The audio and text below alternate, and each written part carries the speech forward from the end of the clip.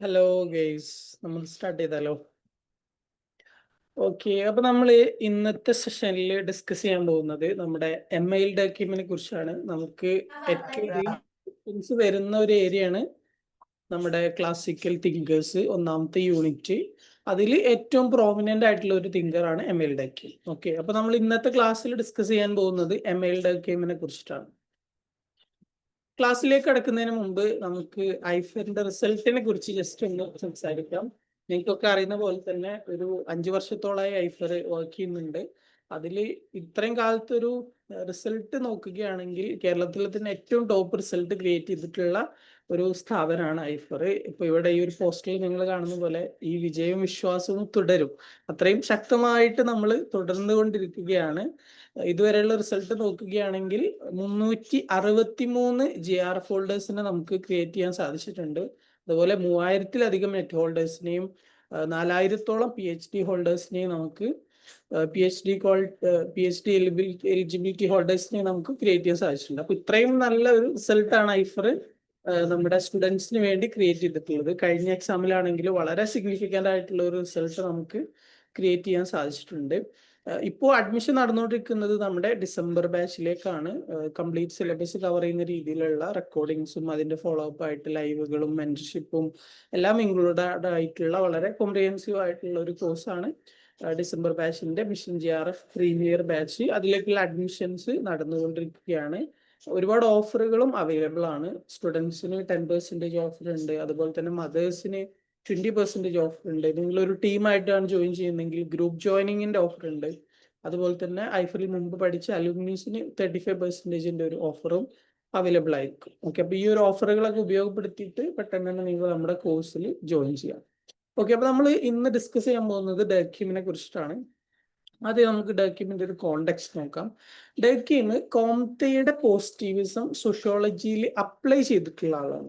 കോംതെയുടെ positives എന്തായിരുന്നു? Comte പറഞ്ഞിട്ടുണ്ടായിരുന്നത് natural സയൻസിന്റെ മെത്തഡോളജി എന്താണോ അത് സോഷ്യൽ സയൻസിലും കൊണ്ടുവരണം എന്നുള്ളതാണ്. അതായത് നമ്മൾ ഓരോ കാര്യങ്ങളെയും ഒബ്സർവേഷനിലൂടെയും എംപിരിക്കൽ ആയിട്ടുള്ള സ്റ്റഡിയിലൂടെയും മനസ്സിലാക്കുക എന്നുള്ളതാണ് കോംതെ പറഞ്ഞിട്ടുള്ള ആ ഒരു പോസിറ്റിവിസം. അത് സോഷ്യൽ സയൻസിലേക്ക്, സോഷ്യോളജിയിലേക്ക് അപ്ലിക്കേഷൻ ലെവലിൽ കൊണ്ടുവന്നിട്ടുള്ള വ്യക്തി ഡർക്കീമായിരുന്നു. സൊസൈറ്റിയെ സയന്റിഫിക്കലായിട്ട് പഠിക്കാൻ സാധിക്കും. അങ്ങനെ സയന്റിഫിക്കലായിട്ട് പഠിക്കുന്നതിലൂടെ സൊസൈറ്റിയെ കുറിച്ചിട്ടുള്ള യൂണിവേഴ്സൽ ആയിട്ടുള്ള ലോസ് നമുക്ക് ഡിസ്കവർ ചെയ്യാൻ സാധിക്കും എന്നുള്ളതാണ് അദ്ദേഹത്തിന്റെ ഒരു വിശ്വാസം. അതായത് നമ്മൾ നേച്ചറിലുള്ള ഓരോ കാര്യങ്ങളെ കുറിച്ച് പഠിക്കുമ്പോൾ ആ കാര്യങ്ങളൊക്കെ എങ്ങനെയാണ് സംഭവിക്കുന്നത്, അതിന്റെ പിന്നിലുള്ള ഒരു സയൻസ് എന്താണെന്നുള്ളത് നമുക്ക് കണ്ടെത്താൻ സാധിക്കുന്നത് പോലെ സൊസൈറ്റിയെ കുറിച്ച് പഠിക്കാനും സൊസൈറ്റിയുടെ ഓരോ കാര്യങ്ങളുടെ പിന്നിലുള്ള സയൻസ് എന്താണെന്നുള്ളത് മനസ്സിലാക്കാനും യൂണിവേഴ്സൽ ആയിട്ടുള്ള ലോസ് മനസ്സിലാക്കാനും സാധിക്കും എന്നുള്ളതാണ് അദ്ദേഹം ആർഗ്യൂ ചെയ്തിട്ടുണ്ടായിരുന്നത്. ആ രീതിയിൽ സൊസൈറ്റിയെ കുറിച്ച് പഠിക്കാനും സൊസൈറ്റിയെ കുറിച്ചിട്ടുള്ള യൂണിവേഴ്സൽ ആയിട്ടുള്ള ലോസ് ഡിസ്കവർ ചെയ്യാനും വേണ്ടിയിട്ടുള്ള ഒരു സയൻസ് ആയിട്ടാണ് അദ്ദേഹം സോഷ്യോളജിയെ എസ്റ്റാബ്ലിഷ് ചെയ്യാൻ വേണ്ടിയിട്ട് ശ്രമിച്ചിട്ടുണ്ടായിരുന്നത്. ആ രീതിയിൽ സോഷ്യോളജിക്ക് ഒരു അക്കാഡമിക് ആയിട്ടുള്ള ഒരു സ്പേസ് കൊടുക്കാൻ വേണ്ടിയിട്ട് വളരെയധികം എഫേർട്ട് എടുത്തിട്ടുള്ള ഒരു വ്യക്തിയായിരുന്നു കോംതെ. അദ്ദേഹത്തിന്റെ അപ്രോച്ച് ഒരു ഫങ്ഷണലിസ്റ്റ് പോയിന്റ് ഓഫ് വ്യൂ നിന്നുകൊണ്ടുള്ള ഒരു സ്റ്റഡി ആയിരുന്നു. അതുപോലെ സൊസൈറ്റി ആണോ അതോ ഇൻഡിവിജ്വലി ആണോ അദ്ദേഹത്തിന്റെ ഒരു തിയറിയിൽ ഫോക്കസ് ആയിട്ട് കൊടുത്തിട്ടുണ്ടായിരുന്നത് നോക്കിയാൽ നമുക്ക് എപ്പോഴും കാണാൻ സാധിക്കുക അദ്ദേഹം സൊസൈറ്റിക്കാണ് കൂടുതൽ ഫോക്കസ് കൊടുക്കുന്നത് എന്നുള്ളതാണ്. അതായത് ഇൻഡിവിജ്വലിന്റെ മുകളിൽ സോഷ്യൽ ആയിട്ടുള്ള കാര്യങ്ങൾ എങ്ങനെ കൂടുതൽ ഇൻഫ്ലുവൻഷ്യൽ ആവുന്നു എന്നുള്ളതിനായിരുന്നു അദ്ദേഹം മെയിൻ ആയിട്ട് ഫോക്കസ് ചെയ്തിട്ടുണ്ടായിരുന്നത്. അതുപോലെ തന്നെ ഡക്കീമിന്റെ സോഷ്യോളജിയിൽ ഏറ്റവും ഇമ്പോർട്ടൻ്റ് ആയിട്ട് പറയുന്ന ഒരു കാര്യമാണ് സോഷ്യൽ ഫാക്ട്സ്. സൊസൈറ്റി എന്ന് പറഞ്ഞാൽ ഒരുപാട് സോഷ്യൽ ഫാക്ടുകളാണ്. ഈ സോഷ്യൽ ഫാക്ടുകൾ കൂടിച്ചേരുന്നതാണ് സൊസൈറ്റി. ഈ സോഷ്യൽ ഫാക്ടുകളെ കുറിച്ച് പഠിക്കുക എന്നുള്ളതാണ് ഒരു സോഷ്യോളജിസ്റ്റിന്റെ റെസ്പോൺസിബിലിറ്റി എന്ന രീതിയിലാണ് അദ്ദേഹം പറയുന്നത്. ഓക്കെ, അപ്പൊ നമ്മൾ ഡക്കീമിനെ കുറിച്ച് ഏറ്റവും ഇൻട്രോഡക്ടറി ആയിട്ട് മനസ്സിലാക്കേണ്ട കാര്യങ്ങൾ ഇതൊക്കെയാണ്. കോംതെയുടെ പോസിറ്റിവിസ്റ്റ് അപ്രോച്ച് സോഷ്യൽ സയൻസിലേക്ക്, സോഷ്യോളജിയിലേക്ക് അപ്ലിക്കേഷൻ ലെവലിൽ കൊണ്ടുവന്നിട്ടുള്ള വ്യക്തി ഡർക്കീമായിരുന്നു. സൊസൈറ്റിയെ കുറിച്ച് സയന്റിഫിക്കലി പഠിക്കാൻ സാധിക്കുമെന്നും അതിലൂടെ സൊസൈറ്റിയെ കുറിച്ചുള്ള യൂണിവേഴ്സൽ ആയിട്ടുള്ള ലോസ് നമുക്ക് ഡിസ്കവർ ചെയ്യാൻ പറ്റുമെന്നും അദ്ദേഹം വിശ്വസിക്കുകയും അതിനുവേണ്ടി എഫേർട്ട് എടുക്കുകയും ചെയ്തിരുന്നു. ആ രീതിയിൽ സൊസൈറ്റിയെ കുറിച്ച് പഠിക്കുന്ന, സൊസൈറ്റിയെ കുറിച്ചിട്ടുള്ള യൂണിവേഴ്സൽ ആയിട്ടുള്ള ലോസ് കണ്ടെത്തുന്ന ഒരു അക്കാഡമിക് ഡിസിപ്ലിൻ ആയിട്ട് സോഷ്യോളജിയെ എസ്റ്റാബ്ലിഷ് ചെയ്യാനാണ് അദ്ദേഹം ശ്രമിച്ചുകൊണ്ടിരുന്നത്. ഓക്കെ, അദ്ദേഹത്തിന്റെ അപ്രോച്ച് ഫങ്ഷണലിസ്റ്റ് അപ്രോച്ചാണ്. എപ്പോഴും സൊസൈറ്റിക്കാണ് അദ്ദേഹം കൂടുതൽ പ്രാധാന്യം കൊടുത്തിട്ടുണ്ടായിരുന്നത്. ഓക്കെ, ഇതിൽ നമ്മൾ പറഞ്ഞു അദ്ദേഹം കൂടുതലായിട്ട് സോഷ്യൽ ഫാക്ട്സ് എന്നുള്ളൊരു കാര്യത്തിനാണ് ഹൈലൈറ്റ് ചെയ്യുന്നത്. സോഷ്യോളജിയുടെ സബ്ജക്ട് മാറ്റർ എന്താണ് എന്ന് ഡർക്കീമിനോട് ചോദിച്ചാൽ അദ്ദേഹം പറയാ സോഷ്യൽ ഫാക്ട്സ് ആണെന്നുള്ളതാണ്. അതായത് society is made up of social facts, sociology is a science for society, so as a science of society sociology should be focusing on social facts. ആ രീതിയിൽ സോഷ്യൽ ഫാക്ട്സിന് അത്രയും പ്രൈമസി കൊടുത്തുകൊണ്ടാണ് അദ്ദേഹം സംസാരിക്കുന്നത്. അപ്പൊ നമുക്ക് സ്വാഭാവികമായിട്ടുള്ള ക്വസ്റ്റ്യനാണ് എന്താണ് സോഷ്യൽ ഫാക്ട്സ് എന്നുള്ളത്. അദ്ദേഹത്തിന്റെ തിയറി പഠിക്കുമ്പോൾ നമ്മൾ ഏറ്റവും ആദ്യം മനസ്സിലാക്കിയിരിക്കേണ്ട ഒരു കാര്യം എന്താണ് സോഷ്യൽ ഫാക്ട്സ്, സോഷ്യൽ ഫാക്ട്സിനെ കുറിച്ച് എന്താണ് ഡർക്കീം പറയുന്നത് എന്നുള്ളതാണ്. ഓക്കെ, അപ്പോൾ സോഷ്യൽ ഫാക്ട്സ് പറയുന്നത് social facts are ways of thinking, acting and feeling which are external to the individual and are endowed with a power of coercion over him. അതായത് society നമ്മളെ എങ്ങനെ influence ചെയ്യുന്നു എന്നുള്ളതാണ് സിമ്പിളായിട്ട് പറഞ്ഞാൽ സോഷ്യൽ ഫാക്ട്സ്. അതായത് നമ്മുടെ ആക്ഷൻസ്, നമ്മുടെ ഇമോഷൻസ്, നമ്മുടെ ഫീലിങ്സ്, ഇതിലൊക്കെ ഒരു എക്സ്റ്റേണൽ ആയിട്ടുള്ള സോഷ്യൽ ഇൻഫ്ലുവൻസ് ഉണ്ട് അല്ലേ? ഇപ്പൊ നമുക്ക് എങ്ങനെ ഒരു കാര്യത്തിനോട് ഫീൽ ചെയ്യുന്നു, നമ്മൾ എങ്ങനെ ഒരു കാര്യം ചെയ്യുന്നു, എന്താണ് നമ്മളുടെ ഓരോ ചോയ്സസ്, അതിലൊക്കെ ശരിക്കും സൊസൈറ്റിന്റെ ഇൻഫ്ലുവൻസ് ഉണ്ട്. അപ്പൊ എത്രത്തോളം നമ്മുടെ ഇമോഷൻസിനെയും നമ്മുടെ വേ ഓഫ് ആക്ടിങ്ങിനെയും നമ്മുടെ ഫീലിങ്ങിനെയും ഒക്കെ സൊസൈറ്റി ഇൻഫ്ലുവൻസ് ചെയ്യുന്നു, ആ ഒരു എക്സ്റ്റേണൽ ഇൻഫ്ലുവൻസിനെയാണ് സോഷ്യൽ ഫാക്ട്സ് എന്ന് പറയുന്നത്. ആ ഒരു സോഷ്യൽ ഫാക്ട് എന്നുള്ള എലമെന്റിനെയാണ് സോഷ്യോളജി ഫോക്കസ് ചെയ്ത് പഠിക്കേണ്ടത് എന്നതാണ് അദ്ദേഹത്തിന്റെ ഒരു പെർസ്പെക്റ്റീവ്. ഓക്കെ, അപ്പൊ സോഷ്യൽ ഫാക്ടിന്റെ പ്രത്യേകത എന്താണ്? It is external to the individual. അത് നമ്മളിലല്ല, നമ്മളിൽ എക്സ്റ്റേണലി എക്സിസ്റ്റ് ചെയ്യുന്ന ഒരു കാര്യമാണ്. സൊസൈറ്റിന്റെ ഒരു ഇൻഫ്ലുവൻസ് ആണ്. It is an external influence. അതുപോലെ it has a coercive power. Coercive power എന്ന് പറഞ്ഞാൽ എന്താണ്? നമ്മൾ എന്താണോ ചെയ്യുന്നത് അതിന്റെ മുകളിൽ സൊസൈറ്റിയുടെ ഒരു ഇൻഫ്ലുവൻസ് ആണ്. അപ്പൊ നിങ്ങൾ ഒരു കാര്യം ചെയ്യുമ്പോൾ നിങ്ങൾ എന്ത് ചെയ്യണം, ഈ പാത്തിലൂടെ പോകണോ ഈ പാത്തിലൂടെ പോകണോ, അങ്ങനെ ഒരു രണ്ട് പാത്തിൽ നിങ്ങൾ ഇങ്ങനെ കോൺഫ്ലിക്റ്റ് ചെയ്ത് നിൽക്കുന്ന സമയത്ത് നിങ്ങൾ ഏത് പാത്താണ് ചൂസ് ചെയ്യാന്നുള്ളത് സൊസൈറ്റിന്റെ ഒരു ഇൻഫ്ലുവൻസ് അവിടെ മാറ്റർ ആവും. ഓക്കെ, അപ്പോൾ സൊസൈറ്റിന്റെ ഒരു ഇൻഫ്ലുവൻസ് നമ്മുടെ ആക്ഷൻസിന്റെ മുകളിൽ, നമ്മുടെ ചോയ്സുകളുടെ മുകളിൽ ഏത് രീതിയിലാണ് വരുന്നത് എന്നതാണ് സോഷ്യൽ ഫാക്ട്സ് എന്നുള്ളത് കൊണ്ട് ഉദ്ദേശിക്കുന്നത്. അത്തരത്തിൽ എക്സ്റ്റേണൽ ആയിട്ട് നമ്മുടെ ആക്ഷൻസിന്റെ മുകളിൽ, നമ്മുടെ ചോയ്സുകളുടെ മുകളിൽ ഉള്ള ഒരു ഇൻഫ്ലുവൻസ് ആണ് സോഷ്യൽ ഫാക്ട്സ് എന്നുള്ളത് കൊണ്ട് ഉദ്ദേശിക്കുന്നത്. ഓക്കെ, പിന്നെ സോഷ്യൽ ഫാക്ട്സിനെ കുറിച്ച് അദ്ദേഹം പറയുന്ന അടുത്തൊരു കാര്യം സോഷ്യൽ ഫാക്ട്സ് ആർ തിങ്സ് എന്നുള്ളതാണ്. അതായത് സോഷ്യൽ ഫാക്ട്സിനെ തിങ്സ് ആയിട്ട് കാണണം. ഇപ്പൊ നമ്മൾ നാച്ചുറൽ സയൻസിലൊക്കെ ഓരോ കാര്യങ്ങളെ തിങ്സ് ആയിട്ട് കാണുകയും അതിനെ ഒബ്സർവ് ചെയ്യുകയും എംപിരിക്കലി സ്റ്റഡി ചെയ്യുകയും അനലൈസ് ചെയ്യുകയും ചെയ്യുന്നുണ്ടല്ലോ. അതുപോലെ എംപിരിക്കലി ഒബ്സർവ് ചെയ്യാനും അനലൈസ് ചെയ്യാനും പറ്റുന്ന തിങ്സ് ആയിട്ട് സോഷ്യൽ ഫാക്ട്സിനെ കാണണം എന്നുള്ളതാണ് അദ്ദേഹത്തിന്റെ സോഷ്യൽ ഫാക്ട്സിനെ കുറിച്ചിട്ടുള്ള ഇമ്പോർട്ടൻ്റ് ആയിട്ടുള്ള അടുത്തൊരു കാര്യം.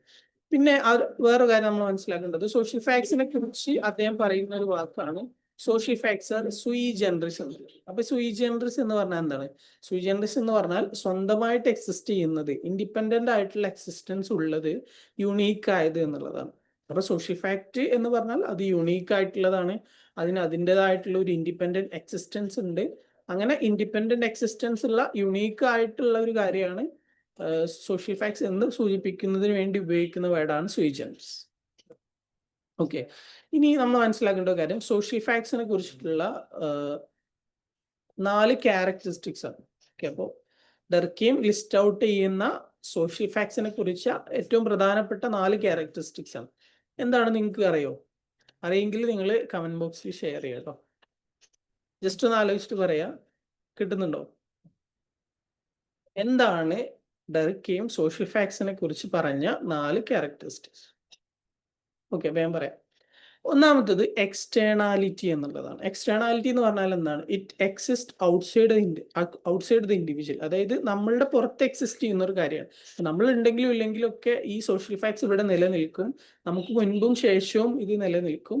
ആ രീതിയിൽ എക്സ്റ്റേണൽ ആയിട്ടുള്ള ഒരു കാര്യമാണ്. അപ്പൊ നമ്മളൊരു കാര്യം ചെയ്യുമ്പോൾ സൊസൈറ്റിയുടെ ഒരു എക്സ്റ്റേണൽ ഇൻഫ്ലുവൻസ് നമ്മുടെ ആക്ഷൻസിൽ ഉണ്ടാവുക എന്നുള്ളതാണ് എക്സ്റ്റേണാലിറ്റി എന്നുള്ളത് കൊണ്ട് ഉദ്ദേശിക്കുന്നത്. അടുത്തൊരു കാര്യം കൺസ്ട്രെയിൻഡ് എന്നുള്ളതാണ്. കൺസ്ട്രെയിൻഡ് എന്ന് പറയുമ്പോൾ നമ്മൾ ഓരോ കാര്യങ്ങൾ ചെയ്യുമ്പോഴും നമ്മൾ എങ്ങനെ ചെയ്യണം, എന്താണ് അതിൻ്റെ ഒരു മെത്തേഡ് എന്നുള്ളത് നമ്മൾ ചൂസ് ചെയ്യുന്നിടത്ത് ഈ ഒരു സോഷ്യൽ ഫാക്ട്സിന്റെ ഒരു കൺസ്ട്രെയിൻറ്റ് ഉണ്ടാവുന്നു. ഓക്കെ, അപ്പൊ സോഷ്യൽ ഫാക്ട്സ് നമ്മളെ ലിമിറ്റ് ചെയ്യുന്നു, എങ്ങനെയാണ് നമ്മളൊരു കാര്യം ചെയ്യേണ്ടത് എന്നുള്ളതിൽ. അപ്പൊ ആ രീതിയിൽ എക്സ്റ്റേണലി നമ്മളെ കൺസ്ട്രെയിൻ ചെയ്യുന്ന ഒരു കാര്യമാണ് സോഷ്യൽ ഫാക്ട്സ്. അടുത്തൊരു കാര്യം ഇൻഡിപെൻഡൻസ് എന്നുള്ളതാണ്. ഇൻഡിപെൻഡൻസ് എന്ന് പറഞ്ഞാൽ അത് സ്വന്തമായിട്ട് നിലനിൽക്കും. ഇപ്പൊ നമുക്ക് മുൻപും ശേഷവും അത് നിലനിൽക്കും. നമ്മൾ ഉണ്ടെങ്കിലും ഇല്ലെങ്കിൽ അത് നിലനിൽക്കും. നമ്മൾ അതിനെ ഡിപ്പെൻഡ് ചെയ്യല്ല, അല്ല നമ്മളെ സോഷ്യൽ ഫാക്ട്സ് ഡിപ്പെൻഡ് ചെയ്യല്ല, സോഷ്യൽ ഫാക്ട്സിനെ നമ്മൾ ഡിപ്പെൻഡ് ചെയ്യണം. നമ്മളെ സംബന്ധിച്ചിടത്തോളം നമ്മുടെ സൊസൈറ്റിയിൽ നമ്മൾ ജീവിക്കുമ്പോൾ ആ സൊസൈറ്റി നമ്മളെ എങ്ങനെ ഇന്റഗ്രേറ്റ് ചെയ്യുന്നു, നമ്മുടെ ആക്ഷൻസിനെ എങ്ങനെ ഇൻഫ്ലുവൻസ് ചെയ്യുന്നു എന്നുള്ളതാണ് സോഷ്യൽ ഫാക്ട്സ്. അതുകൊണ്ട് തന്നെ it exist outside the individual, it exist on its on. അത് സ്വയം നിലനിൽക്കുന്നു, അതിന് അതിൻ്റെതായിട്ടുള്ള ഒരു എക്സിസ്റ്റൻസ് ഉണ്ട് എന്നുള്ളതാണ് ഇൻഡിപെൻഡൻസ് എന്നുള്ളത് കൊണ്ട് ഉദ്ദേശിക്കുന്നത്. അടുത്തൊരു കാര്യം ജനറാലിറ്റി എന്നുള്ളതാണ്. ജനറാലിറ്റി എന്ന് പറഞ്ഞാൽ അത് ഏതെങ്കിലും ഒരു വ്യക്തിയിൽ ഒതുങ്ങുന്നതല്ല, ജനറലി സൊസൈറ്റിയിൽ കാണപ്പെടുന്നതായിരിക്കും. ഏതൊരു സൊസൈറ്റിനെ നമ്മൾ എടുത്താലും ആ സൊസൈറ്റിയിൽ അക്രോസ് ദി മെമ്പേഴ്സ് എല്ലാ ആളുകളിലും ഒരുമിച്ച് ജനറലി കാണപ്പെടുന്ന കാര്യമായിരിക്കും. എല്ലാ ആളുകളിലും മീൻസ് യൂണിവേഴ്സൽ ആയിട്ടെന്നുള്ളതല്ല, ജനറലി സൊസൈറ്റിയിൽ അതിൽ എക്സെപ്ഷൻസ് ഉണ്ടാവുമായിരിക്കാം, പക്ഷെ എന്നാലും ജനറലി കാണപ്പെടുന്ന കാര്യങ്ങളെയാണ് സോഷ്യൽ ഫാക്ട്സ് എന്ന് പറയാം. ഓക്കെ, അപ്പൊ സോഷ്യൽ ഫാക്ട്സിന്റെ ഏറ്റവും പ്രധാനപ്പെട്ട 4 ക്യാരക്ടറിസ്റ്റിക്സ് ആയിട്ട് ഡയക്കെയും കൗണ്ട് ചെയ്യുന്ന ഏതൊക്കെയാണ്? എക്സ്റ്റേണാലിറ്റി, കൺസ്ട്രെയിൻഡ്, ഇൻഡിപെൻഡൻസ്, അതുപോലെ ജനറാലിറ്റി. എക്സ്റ്റേണാലിറ്റി എന്ന് പറയുമ്പോൾ അത് നമ്മുടെ ഔട്ട്സൈഡ് എക്സിസ്റ്റ് ചെയ്യുന്നു. കൺസ്ട്രെയിൻഡ് എന്ന് പറയുമ്പോൾ അത് നമ്മുടെ ആക്ഷൻസിനെ ഇൻഫ്ലുവൻസ് ചെയ്യുന്നു. ഇൻഡിപെൻഡൻസ് എന്ന് പറയുമ്പോൾ അത് അതിന് സ്വയമായിട്ടൊരു നിലനിൽപ്പുണ്ട് എന്നുള്ളതാണ്. ജനറാലിറ്റി എന്ന് പറയുമ്പോൾ അത് ഏതെങ്കിലും ഒരു വ്യക്തിയിൽ സ്പെസിഫിക് ആയിട്ടല്ല, ജനറൽ ആയിട്ട് ആളുകളിൽ കാണപ്പെടുന്ന കാര്യമായിരിക്കും. അപ്പൊ ഇതാണ് സോഷ്യൽ ഫാക്ട്സിനെ കുറിച്ച് പറയുന്നത്. പിന്നെ പറയുന്നത് സോഷ്യൽ ഫാക്ട്സിന്റെ 2 കാറ്റഗറൈസേഷൻ ആണ്, മെറ്റീരിയൽ സോഷ്യൽ ഫാക്ട്സും നോൺ മെറ്റീരിയൽ സോഷ്യൽ ഫാക്ട്സും. മെറ്റീരിയൽ സോഷ്യൽ ഫാക്ട്സ് എന്ന് പറയുമ്പോൾ സോഷ്യൽ സ്ട്രക്ചേഴ്സ് ആൻഡ് ഇൻസ്റ്റിറ്റ്യൂഷൻസ്, അതുപോലെ തന്നെ ടാഞ്ചിബിൾ ആയിട്ട് നമുക്ക് കാണാൻ സാധിക്കുന്ന കാര്യങ്ങൾ. ഓക്കെ, ടാഞ്ചിബിൾ ആയിട്ട് നമുക്ക് കാണാനും എക്സ്പീരിയൻസ് ചെയ്യാനും പറ്റുന്ന കാര്യങ്ങളെയാണ് മെറ്റീരിയൽ സോഷ്യൽ ഫാക്ട്സ് എന്ന് പറയുന്നത്. നമുക്ക് അതിനെ ഡയറക്റ്റ്ലി ഒബ്സർവ് ചെയ്യാനും എംപിരിക്കലി വെരിഫൈ ചെയ്യാനും ഒക്കെ സാധിക്കുന്ന രീതിയിലുള്ള കാര്യങ്ങളായിരിക്കും. അപ്പോൾ അതൊന്നെങ്കിൽ മെറ്റീരിയൽ ആയിട്ടുള്ള കാര്യങ്ങളായിരിക്കും. ഇപ്പോൾ ആർക്കിടെക്ചർ അല്ലെ, ഓരോ രാജ്യത്തും ഓരോ സമൂഹങ്ങളിലും വ്യത്യസ്തമായിട്ടുള്ള രീതിയിലുള്ള ആർക്കിടെക്ചർ ആയിരിക്കും ഉണ്ടാവുക. അതുപോലെ തന്നെ ടെക്നോളജി, ഓരോ കാലഘട്ടങ്ങളിലും വ്യത്യസ്തമായിട്ടുള്ള ടെക്നോളജികളായിരിക്കും ഉണ്ടാവുക. അപ്പോൾ അതൊക്കെ നമുക്ക് ടാഞ്ചിബിൾ ആയിട്ട് കാണാൻ പറ്റുന്ന കാര്യങ്ങളാണ്. അതുപോലെ ലീഗൽ കോഡ്സ്, ഇപ്പൊ നമ്മുടെ രാജ്യത്തിന്റെ ഭരണഘടന എന്ന് പറയുമ്പോൾ അതൊരു ബുക്കാണ്, അതിനകത്ത് കൃത്യമായിട്ട് കാര്യങ്ങൾ എഴുതി വെച്ചിട്ടുണ്ടാവും. അത് നമുക്ക് ഒബ്സർവ് ചെയ്യാൻ പറ്റുന്ന എംപിരിക്കൽ ആയിട്ടുള്ള ഒരു കാര്യമാണ്. അപ്പോൾ ആ രീതിയിലുള്ള architecture, technology, legal codes, communication, ഇങ്ങനെയുള്ള ടാഞ്ചിബിൾ ആയിട്ടുള്ള എന്നാൽ ആളുകളുടെ ലൈഫിനെ എഫക്റ്റ് ചെയ്യുന്ന ഫോഴ്സ്ഫുൾ ആയിട്ടുള്ള ഒരു പവർ എക്സേർട്ട് ചെയ്യുന്ന രീതിയിലുള്ള കാര്യങ്ങളെയാണ് മെറ്റീരിയൽ സോഷ്യൽ ഫാക്ട്സ് എന്ന് പറയുന്നത്. സോഷ്യൽ സ്ട്രക്ചേഴ്സിനെയും ഇൻസ്റ്റിറ്റ്യൂഷൻസിനെയും കൂടി അദ്ദേഹം ഈ ഒരു മെറ്റീരിയൽ സോഷ്യൽ ഫാക്ട്സ് എന്നുള്ള ഒരു കാറ്റഗറിയിലാണ് ഉൾപ്പെടുത്തുന്നത്. ഇപ്പൊ ഫോർ എക്സാമ്പിൾ മാരേജ് എന്നുള്ളത് ഒരു സോഷ്യൽ ഇൻസ്റ്റിറ്റ്യൂഷൻ ആണ്. അപ്പൊ അതും ഇത്തരത്തിലുള്ള ഒരു നമുക്ക് ഒബ്സർവ് ചെയ്യാൻ പറ്റുന്ന എംപിരിക്കല എന്ന രീതിയിലുള്ള കാറ്റഗറിയിലാണ് അദ്ദേഹം ഉൾപ്പെടുത്തിയിട്ടുള്ളത്. ഓക്കെ, മെറ്റീരിയൽ സോഷ്യൽ ഫാക്ട്സ് എന്ന് പറഞ്ഞാൽ. അടുത്തത് നോൺ മെറ്റീരിയൽ സോഷ്യൽ ഫാക്ട്സ് ആണ്. നോൺ മെറ്റീരിയൽ സോഷ്യൽ ഫാക്ട്സ് എന്ന് പറയുമ്പോൾ നമുക്ക് എംപിരിക്കലി കാണാൻ പറ്റണമെന്നില്ല, പക്ഷെ നമ്മുടെ ഉള്ളിൽ എക്സിസ്റ്റ് ചെയ്യുന്ന കാര്യങ്ങളാണ്, അബ്സ്ട്രാക്ട് ആയിട്ടുള്ള കാര്യങ്ങളാണ്. ഇപ്പൊ നമ്മുടെ ഓരോ വാല്യൂസ്, കൾച്ചറൽ ആയിട്ടുള്ള വാല്യൂസ്, നോംസ്, അത് നമുക്ക് എന്ത് ചെയ്യാൻ പറ്റില്ല, കൃത്യമായിട്ട് ഇങ്ങനെ കാണാനോ ഒബ്സർവ് ചെയ്യാനോ പറ്റിക്കൊള്ളണമെന്നില്ല, പക്ഷെ നമ്മുടെ ഉള്ളിലുള്ള കാര്യങ്ങളാണ്, നമ്മുടെ കളക്റ്റീവ് കൺസേൺസ്, നമ്മുടെ പൊതുബോധം, നമ്മുടെ നോംസ്, നമ്മുടെ മൊറാലിറ്റി, ഇങ്ങനെയുള്ള കാര്യങ്ങൾ. അത് എംപിരിക്കലി നമുക്ക് കാണാൻ പറ്റുന്ന രീതിയിൽ വിസിബിൾ ആയിരിക്കണം എന്നില്ല, പക്ഷെ നമ്മുടെ ആക്ഷൻസിൽ അത് റിഫ്ലക്റ്റ് ചെയ്യും. അങ്ങനെ നമ്മുടെ ഉള്ളിലുള്ള അബ്സ്ട്രാക്റ്റ് ആയിട്ടുള്ള കാര്യങ്ങളാണ് നോൺ മെറ്റീരിയൽ സോഷ്യൽ ഫാക്ട്സ് എന്നുള്ളത് കൊണ്ട് ഉദ്ദേശിക്കുന്നത്. ഓക്കെ, പിന്നെ അദ്ദേഹം മെറ്റീരിയൽ ഫാക്ട്സിനെയാണോ നോൺ മെറ്റീരിയൽ ഫാക്ട്സിനെയാണോ കൂടുതൽ ഫോക്കസ് ചെയ്യുന്നത്? എന്താണ് നിങ്ങളുടെ അഭിപ്രായം? ഡെർക്കെയും മെറ്റീരിയൽ സോഷ്യൽ ഫാക്ട്സിനെയാണോ അതോ നോൺ മെറ്റീരിയൽ സോഷ്യൽ ഫാക്ട്സിനെയാണോ അദ്ദേഹത്തിന്റെ തിയറിയിൽ കൂടുതലായിട്ട് ഫോക്കസ് ചെയ്യുന്നത്? ഡെർക്കെയും കൂടുതലായിട്ട് ഫോക്കസ് ചെയ്യുന്നത് നോൺ മെറ്റീരിയൽ സോഷ്യൽ ഫാക്ട്സിനെയാണ്. ഓക്കെ, അപ്പൊ ഏതൊക്കെ രീതിയിലുള്ള നോൺ മെറ്റീരിയൽ സോഷ്യൽ ഫാക്ട് ആയിരിക്കും ഉണ്ടാവുക?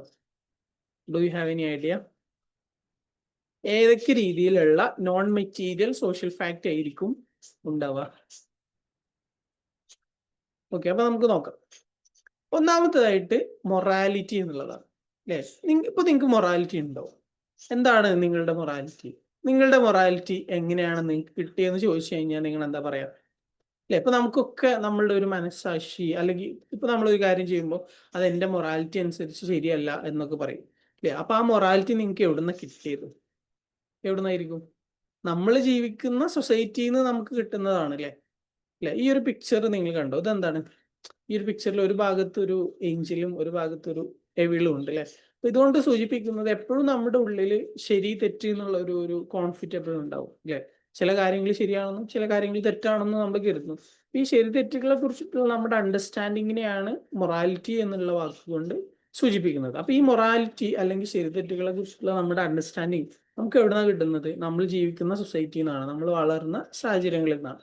ഓക്കെ, അപ്പൊ ഈ ഒരു മൊറാലിറ്റി എന്ന് പറയുന്ന കാര്യത്തിനെയാണ് ഡർക്കീം ഏറ്റവും ആദ്യത്തെ നോൺ മെറ്റീരിയൽ സോഷ്യൽ ഫാക്ട് ആയിട്ട് കൗണ്ട് ചെയ്യുന്നു. ഓക്കെ, അപ്പൊ മൊറാലിറ്റി എന്ന് പറഞ്ഞാൽ we learn what is right and wrong from society. So your understanding of what is right and wrong from society, right and wrong is called morality. Okay, അപ്പൊ നമ്മുടെ conscience, ഒരു കാര്യം എന്താണ് ശരി എന്താണ് തെറ്റ് എന്നത് നിങ്ങൾ ചിന്തിക്കുന്നത് നിങ്ങൾക്ക് സൊസൈറ്റിയിൽ നിന്ന് കിട്ടുന്ന ഒരു അണ്ടർസ്റ്റാൻഡിങ്ങിന്റെ അടിസ്ഥാനത്തിലായിരിക്കും. ആ ഒരു അണ്ടർസ്റ്റാൻഡിങ്ങിനെയാണ് മൊറാലിറ്റി എന്ന് പറയാം. ഓക്കെ, അപ്പൊ ഈ മൊറാലിറ്റി എന്ന് പറഞ്ഞാൽ ഇത്തരത്തിൽ എംപിരിക്കലി സ്റ്റഡി ചെയ്യാൻ പറ്റുന്ന ഒരു സോഷ്യൽ ഫാക്റ്റ് ആണെന്നും അത് എക്സ്റ്റേണലി എക്സിസ്റ്റ് ചെയ്യുന്നതാണെന്നും അത് നമ്മുടെ ആക്ഷൻസിന്റെ മുകളിൽ ഒരു പവർ എക്സേർട്ട് ചെയ്യുന്നുണ്ട് എന്നും അദ്ദേഹം പറയുന്നു. ഓക്കെ, അപ്പൊ അദ്ദേഹത്തിന്റെ നോൺ മെറ്റീരിയൽ സോഷ്യൽ ഫാക്ട്സിന്റെ കാറ്റഗറിയിൽ ഏറ്റവും ആദ്യത്തിൽ പറയുന്ന ഏതാണ്? മൊറാലിറ്റി എന്നുള്ളതാണ്. ഓക്കെ, അപ്പോൾ ഒരു സൊസൈറ്റിയെ സംബന്ധിച്ചിടത്തോളം ആ സൊസൈറ്റി ഏറ്റവും ഹെൽത്തിയർ ആയിട്ട് ഏറ്റവും സ്ട്രോങ് ആയിട്ട് യൂണിഫൈഡ് ആയിട്ടുള്ള രീതിയിൽ മുന്നോട്ട് പോകണമെങ്കിൽ ആ സൊസൈറ്റിക്ക് നല്ലൊരു മൊറാലിറ്റി ഉണ്ടായിരിക്കണം, അല്ലെങ്കിൽ എന്താ പറയുക സ്ട്രോങ് ആയിട്ടുള്ള ഒരു മൊറാലിറ്റി ഉണ്ടായിരിക്കണം എന്നുള്ളതാണ് ടർക്കിയും പറയുന്നത്. അപ്പൊ ഈ ഒരു മോറൽ കമ്മിറ്റ്മെന്റ്സ് അല്ലെങ്കിൽ മോറൽ ബോണ്ട്സ് വീക്ക് ആവുന്നിടത്തോളം സൊസൈറ്റിന്റെ ഇന്റഗ്രേഷനെ അത് ബാധിക്കും. അങ്ങനെ ലൂസിങ് മോറൽ ബോണ്ട്സ് എന്നുള്ളത് പാത്തോളജിക്കൽ ആയിട്ടുള്ള ഒരു കാര്യമാണെന്നാണ് അദ്ദേഹം പറയുന്നത്. പാത്തോളജിക്കൽ എന്ന് പറഞ്ഞാൽ എന്താണ്? സൊസൈറ്റിന്റെ ഇന്റഗ്രിറ്റിയെയും യൂണിറ്റിയെയും ബാധിക്കുന്ന ഒരു കാര്യം എന്നുള്ളതാണ്. ഓക്കെ, അപ്പോൾ ഡർക്കിയും നോൺ മെറ്റീരിയൽ സോഷ്യൽ ഫാക്ട്സിന്റെ കൂട്ടത്തിൽ എണ്ണുന്ന ഏറ്റവും ആദ്യത്തെ കാര്യം മൊറാലിറ്റി ആണ്. ആളുകളുടെ സൊസൈറ്റിയിലുള്ള റൈറ്റ് ആൻഡ് റോങ്ങിനെ കുറിച്ചിട്ടുള്ള അണ്ടർസ്റ്റാൻഡിങ്ങിനെയാണ് മൊറാലിറ്റി എന്ന് പറയുന്നത്. എന്താണ് ശരി എന്താണ് തെറ്റ് എന്ന് അവർ ചിന്തിക്കുന്നത് അവരുടെ സോഷ്യലൈസേഷൻ്റെയും അപ്ബ്രിങ്ങിങ്ങിൻ്റെയും ഒക്കെ എഫക്റ്റ് ആയിരിക്കും. ആ രീതിയിൽ നമ്മൾ എന്താണ് സൊസൈറ്റിനെ കുറിച്ച് മനസ്സിലാക്കുന്നത് എന്നുള്ളതാണ് നമ്മുടെ മൊറാലിറ്റി. എന്താണ് ശരി എന്താണ് തെറ്റ് എന്നതിനെ കുറിച്ച് നമ്മൾ എന്താണ് മനസ്സിലാക്കുന്നത് അതാണ് നമ്മുടെ മൊറാലിറ്റി.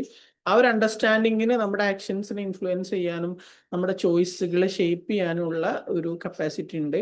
സൊസൈറ്റിയെ യൂണിഫൈ ചെയ്ത് നിർത്തുന്ന ഏറ്റവും ബേസിക് ആയിട്ടുള്ള ഒരു ഫൗണ്ടേഷൻ ആണ് മൊറാലിറ്റി. അതുകൊണ്ട് തന്നെ ഈ ഒരു മൊറാലിറ്റി വീക്ക് ആവുക എന്നുള്ളത് സൊസൈറ്റിയുടെ യൂണിറ്റിയെ തന്നെ ഇന്റഗ്രേറ്റ് തന്നെ ബാധിക്കുന്ന കാര്യമാണെന്ന് അദ്ദേഹം പറയും.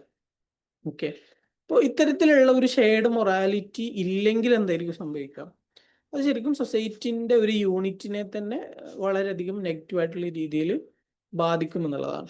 ഓക്കെ, പിന്നെ അടുത്ത ഒരു കാര്യം, ഒരു നോൺ മെറ്റീരിയൽ സോഷ്യൽ ഫാക്റ്റ് ആയിട്ട് അദ്ദേഹം പറയുന്നത് കളക്റ്റീവ് കൺസൈൻസ് എന്നുള്ളതാണ്. കളക്റ്റീവ് കൺസൈൻസ് എന്ന് പറഞ്ഞാൽ എല്ലാ സൊസൈറ്റിയിലും ആ സൊസൈറ്റിയിലുള്ള ആളുകൾ കീപ്പ് ചെയ്യുന്ന കുറേ ഷെയർഡ് ആയിട്ടുള്ള ബിലീഫ്സും ഷെയർഡ് ആയിട്ടുള്ള മൊറാലിറ്റീസും കോമൺ ഐഡന്റിറ്റിയും അതുപോലെ തന്നെ അവരുടെ കോമൺ ബിലീഫ്സും ഇങ്ങനെയുള്ള കാര്യങ്ങളൊക്കെ ഉണ്ടാവും. ഈ ഒരു കോമൺ ആയിട്ടുള്ള ബിലീഫ്സും ഐഡിയാസും സെന്റിമെന്റ്സും മൊറാലിറ്റിയും ഇതെല്ലാം കൂടി ചേർന്നിട്ടായിരിക്കും ആ ഒരു സൊസൈറ്റിയുടെ പൊതുബോധം അല്ലെങ്കിൽ കളക്റ്റീവ് കൺസൈൻസ് രൂപപ്പെടുന്നത്. ഈ കളക്റ്റീവ് കൺസൈൻസ് ആണ് അദ്ദേഹം പറയുന്ന രണ്ടാമത്തെ non material social fact. Okay, അപ്പൊ കളക്റ്റീവ് കൺസൈൻസ് പറഞ്ഞാൽ പൊതുബോധം എന്നുള്ളതാണ് ഉദ്ദേശിക്കുന്നത്. അതായത് ഒരു സൊസൈറ്റിയെ സംബന്ധിച്ചിടത്തോളം ആ സൊസൈറ്റിയിലുള്ള മെമ്പേഴ്സ് ജനറലി എല്ലാവരും വിശ്വസിക്കുന്ന രീതിയിലുള്ള കാര്യങ്ങൾ അല്ലെങ്കിൽ അവര് പിന്നെ കീപ്പ് ചെയ്യുന്ന വാല്യൂസ് അവരുടെ സെന്റിമെന്റ്സ് ഇതെല്ലാം കൂടുന്ന അതിൻ്റെ ഒരു ആകത്തുകയാണ് കളക്റ്റീവ് കൺസൈൻസ് എന്ന് പറയുന്നത്. അത് ഓരോ സൊസൈറ്റിക്ക് അനുസരിച്ചും മാറ്റം ഉണ്ടാവും. അതുപോലെ തന്നെ ഈ കളക്റ്റീവ് കൺസൈൻസ് എത്രത്തോളം ഇൻഡിവിജ്വൽസിന്റെ ആക്ഷൻസിനെ ഇൻഫ്ലുവൻസ് ചെയ്യുന്നുള്ളത് സൊസൈറ്റി ടു സൊസൈറ്റി ഡിഫറെന്റ് ആയിരിക്കും. പ്രിമിറ്റീവ് ആയിട്ടുള്ള സൊസൈറ്റീസ് ആണെങ്കിൽ അവിടെ സൊസൈറ്റിക്ക് കൂടുതൽ ഇൻഫ്ലുവൻസ് ഉണ്ടാവും. സൊസൈറ്റിയിലുള്ള വിശ്വാസങ്ങളും ഐഡിയാസും സെന്റിമെന്റ്സും ആളുകളുടെ ആക്ഷൻസിനെ നല്ലോണം ഇൻഫ്ലുവൻസ് ചെയ്യും. അപ്പൊ അവിടെ ആളുകളുടെ ആക്ഷൻസിന്റെ മുകളിലുള്ള സൊസൈറ്റിന്റെ അല്ലെങ്കിൽ കളക്റ്റീവ് കൺസൈൻസിന്റെ ഇൻഫ്ലുവൻസ് ഭയങ്കര ഹൈ ആയിരിക്കും. അതേസമയം മോഡേൺ സൊസൈറ്റിയിലേക്ക് വരുമ്പോൾ സൊസൈറ്റി മോർ ഇൻഡിവിജ്വലിസ്റ്റിക് ആണ്. അപ്പൊ അവിടെ സൊസൈറ്റിന്റെ ഇൻഡിവിജ്വലിന്റെ മുകളിലുള്ള ഇൻഫ്ലുവൻസ് വളരെയധികം കുറവായിരിക്കും. അവിടെ കളക്റ്റീവ് കൺസൈൻസ് കമ്പാരിറ്റീവ്ലി വീക്ക് ആയിരിക്കും. ഓക്കെ, അപ്പൊ കളക്റ്റീവ് കൺസൈൻസ് എന്നുള്ളതാണ് അദ്ദേഹം പറയുന്ന രണ്ടാമത്തെ non material social fact. Okay, അടുത്തൊരു കാര്യം, നമുക്ക് ഡിഫറെന്റ് ആയിട്ടുള്ള ഗ്രൂപ്പുകളെ പരസ്പരം എങ്ങനെയാണ് ഡിസ്റ്റിങ്ക്യൂഷ് ചെയ്യാൻ സാധിക്കുന്നത്? ഒരുപാട് ഗ്രൂപ്പുകൾ സൊസൈറ്റിയിലുണ്ട്, കുറെ ആളുകളുണ്ട്. സൊസൈറ്റി എന്ന് പറഞ്ഞാൽ തന്നെ പല ഗ്രൂപ്പുകളിൽപ്പെട്ട ആളുകളുടെ ഒരു ഗ്യാതറിംഗ് ആണ്, ഒരു അഗ്രിഗേഷൻ ആണ്. അപ്പൊ അതിൽ നിന്ന് നമുക്ക് എങ്ങനെ ആളുകളെ ഡിസ്റ്റിങ്ക്യൂഷ് ചെയ്യാൻ പറ്റുന്നത്?